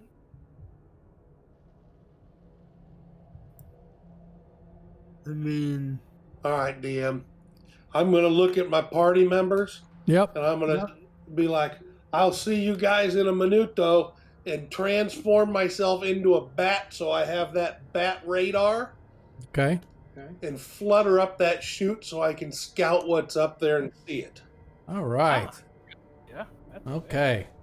As you turn yourself into a bat, you all watch as your former comrade goes flit, flit, flit, flit, flit, flit, flit, up through the hole in the ceiling. You hear a roar. Who are you and why are you here? And that's where we're going to leave it for next week. Son of a bitch. Nice job. In the well. Nice job. Appreciate everybody that's still out there hanging out with us. We've had a pretty decent night for tonight. We had a decent crowd all night long. Pretty steady. I definitely appreciate everyone that has been out there hanging out with us. Hopefully you will be with us next week as we continue our exploration of the ruins beneath the Shrine of Tomoa-Kan. Players, excellent job as always. I appreciate you guys coming out tonight. Next week we will have a new player, as Patrick is going to be coming in with his new character. More than likely I'm going to do the old mystical magical insta swap with Mithindar for our new player so that Patrick can just get right in there and do his thing. He's already started rolling up his character. I will say that Monkey, if you could reach out to him, and you saw him when he jumped into the channel tonight. If you didn't, go take a look. Everybody please welcome him. I'm going to fight him. Yeah. Okay. Well, that's not very welcoming. So if you look for Landrin, if you guys, Landon, if you're out there listening to us, if you could get with Monkey so we can start creating your character portrait art, that'd be cool. By the way, I wanted to say, if you guys are players, if you have not already seen, Portrait Studio now has a module for Foundry. And so you can, and I actually added it. So now when you open your character sheet, if you look in the top bar, on the left-hand side, or the left part of the bar, I think it now says Portrait Studio. You can create your own little portrait art for your character. I like Monkey's. I don't think you could do something as quality or as detailed or as varied as Monkey does, because he has the like full-blown version. But I think it's kind of cool that if you create NPCs for your game, or you have other characters in other games and stuff, and you don't have a good Portrait Studio character made, you can do that with the module in Foundry now. So I think that's pretty badass. So yeah, man. So I know that most of you guys got to bounce. I appreciate you staying late. We are done about 10 minutes early, which is cool. But I'm gonna go ahead and bounce over to the open channel. If you guys want to join, I'll see you there in 3, 2, 1. Poof! We are in the open channel. So I know Lando usually has to go. And Ronnie a lot of times has to bail as well. So great game, guys. Great game. It was fun. All right, Carbon. But thanks for the 20 anyway, man. We'll keep them for next week. Just because of the fact that once again, we get to where we haven't had a lot of combat. We had a little bit, but not a lot of combat. Give you guys the opportunity to use those. So I am going to get rid of mine because I didn't use mine at all. But you guys got yours tonight, so I'm going to make sure that you guys can carry those over for next week. So anyway, Tito, if you'd be a doll and get with Landrin and see if we can't get that guy a portrait. Looks like he's going to be playing a fighter magic user thief. So he's going to be a little bit lower level, but he's like a jack of all trades kind of thing. So not going to have quite the magic user power that we had, but at least we'll have a magic user and another thief. So can always use more thieves, I guess. So, you guys with me? Yeah. It's weird. Iger, it says you're offline. That's kind of strange. Oh no, you mean on Foundry? No, Discord. When I'm looking at Discord, it says you're offline. It's like, that's kind of weird. It's actually set in. I just. Oh, I got you. Yeah. Okay. I was wondering. It's like, what the heck? It says you're offline. All right, cool. So yeah, man, it was a good game, fellers. Hopefully everybody out there. Annex was out there. Appreciate it. Annex is my my DM for the game I play online, play by post over on Gamers Plane. If you've never done gamersplane.com, check it out. It's play by post. Slow as molasses, although I got to give Annex credit. He does a really good job at keeping our stories moving. I've been running a game over there for 3 years now. Our characters are now like 4th level, I think now. Might still be 3rd level. Getting close to 4th. Right after they finish this section, wherever they're going, I'm going to bump them up to 4th level. So, but I mean, we like take breaks now and then. We'll take a week off here, a week off there, and stuff. And play by post is really tough.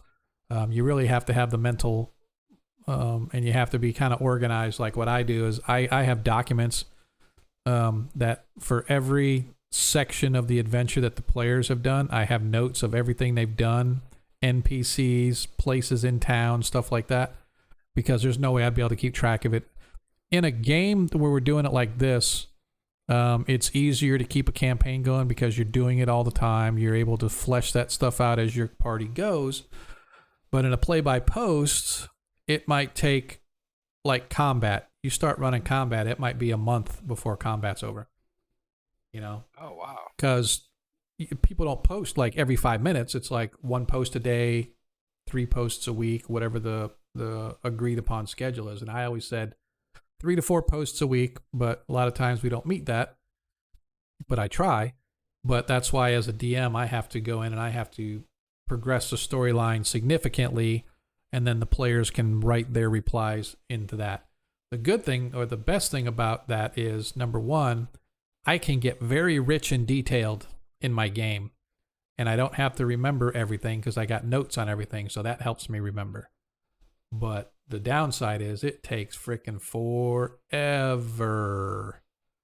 to run in a game. So, in fact, Paviskro, who, Adam, who plays Paviskro in our 5th edition game, he was in my online game, and he said I have to drop because I don't have the capacity to sort of focus that long term on something, And so a lot of times you're like, damn, what was that he told us? And I got to go back and look at it. But I've got players that have been doing this, and we've been doing it together since like 99. I think 1999 was one of the first times I really started doing play-by-post stuff, play-by-email back then.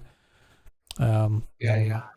And so some of us have been together since 99, and so we're sort of used to it. So anyway, but I appreciate you guys kind of hanging out with us tonight, man. Not a lot of action going on with the stream itself, but the game itself I thought went pretty good. Appreciate everybody that hung out with us. I know we did stop a little early, but I figured that if we're gonna be getting into a scenario that could take a while, I do not want to start it like in the last 10 minutes of the game. So I think it would be better to put it off next week and let Ronnie get a chance to roll up his new character. So Yeah, that might be a good idea. All right. I'm just saying.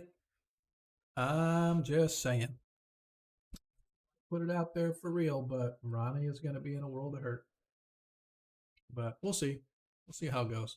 Ronnie's a good character, so I think he'll make it. I'd feel bad though if Ronnie's character died, because then he'd have to. It's like he had Loquacious, and then whenever Loquacious got killed in the Slavers, then he had to change his character name to Ronnie. So now he's got Ronnie here, and I think you got to wait like 90 days before you can change your name again. So he said if he dies, he's got to keep Ronnie as his login name until he can change it. But I'll try not to kill anybody. I always talk about TPK, but I'm always a pro player kind of guy. I give you guys a benefit of the doubt. So yeah, Cardman, if you're still there, I just read this. I didn't even notice, but yeah, we don't. We have detect magic, but nobody has it memorized. It's like, oopsie. I don't have it at all, dude. Yeah. Most clerics have that. Yeah, Mythendar has detect magic, but he didn't have it memorized. He has. Wait, I take it back. Maybe he did. I'll have to go back and look. I already closed everything down. So, but anyway, let's figure out who we want to raid tonight, man. Darling's not streaming, so we're gonna have to figure out somebody to raid. Quest Chaos. Yep, Quest Chaos, Backwater, Breezy Voices. Brizzy's kind of cool. I don't think I've been to. Yeah, Brizzy's pretty big. Let's double check and see what he's got going on over there. Let's check it out. I think. Oh, look. Oh, she's getting sub bombed, man. Holy crap. Holy shit. Yeah, cleric. Oh yeah, cleric. First level spell, detect magic. Yeah. Yep. She. Yeah, Brizzy. I think it only applies to new subs, because I did a gift sub and I didn't discount it. Really? Yeah. I wrote him a letter. I go, hey. I thought it was supposed to be half off. Yeah, so yeah, Brizzy's good, man. She's a good one. Who else do we got? There's a couple that I like, but one thing I don't like is when I go to a stream and they don't even acknowledge that we're there. Right. Stuff like that kind of bothers me. I only go to the ones that have followed me. Yeah. Because then they're at least supporting me in some way. Yeah. So let's go. With pro quo. We got Guild Superior. They're pretty decent. I rated them this morning. Did you? Think so. Okay. So you know what? I'm gonna go to Brizzy just because I like Briz. So we're gonna raid Brizzy. So anyway, let me see if I can shift this over. We're going to go ahead on into our yep, there we go. As our stream is ending, I definitely, like I said, I definitely appreciate you guys kind of hanging out with us tonight. We hope that you'll be back next Monday. Don't forget, not this Friday, but the Friday after is our 5th edition game. Don't forget that Greyhawk, virtual Greyhawk Con's coming up in October. Hopefully everybody will be there, at least to watch the game, support the streams, do whatever it is. But Excel, definitely appreciate it. So we're gonna raid over to Brizzy. Hopefully you guys will stay with us. Let's just get her a few over there at least. But we'll check that out. So see how many we can get. I know we don't have a whole bunch of people left because we run so late, man. So it's like we don't get a lot of people that hang around. But we'll go over there with a few people. And just remember, folks, in a world you can be anything that you want. All we ask is that you be kind. And see you next time, man. Peace. How do you see the people you rated? Welcome. Hi, Eccentric. How do you do? Who's there? Oh! Agora Quest! Thank you for the raid! During a boost train! What were you doing? Welcome to the stream, Agora. Evening! Dungeons and Dragons! I love Dungeons and Dragons. Didn't go.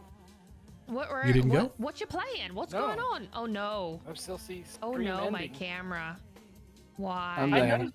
Might I have noticed to there's a reduce significant the, lag on my end. I was looking at like what 20 you call it, the seconds camera, so lag. it can. Are you gonna chill Brizzy out. voices? I Yeah. don't hear anything. Hold on. I still I'll see the fix it. stream ending of. Hidden Shrine ours. of Tomoa Really? Chan. I Yeah. don't even know what that Wonder if it's my internet. is. So let's see. Let's see what happens if I turn down.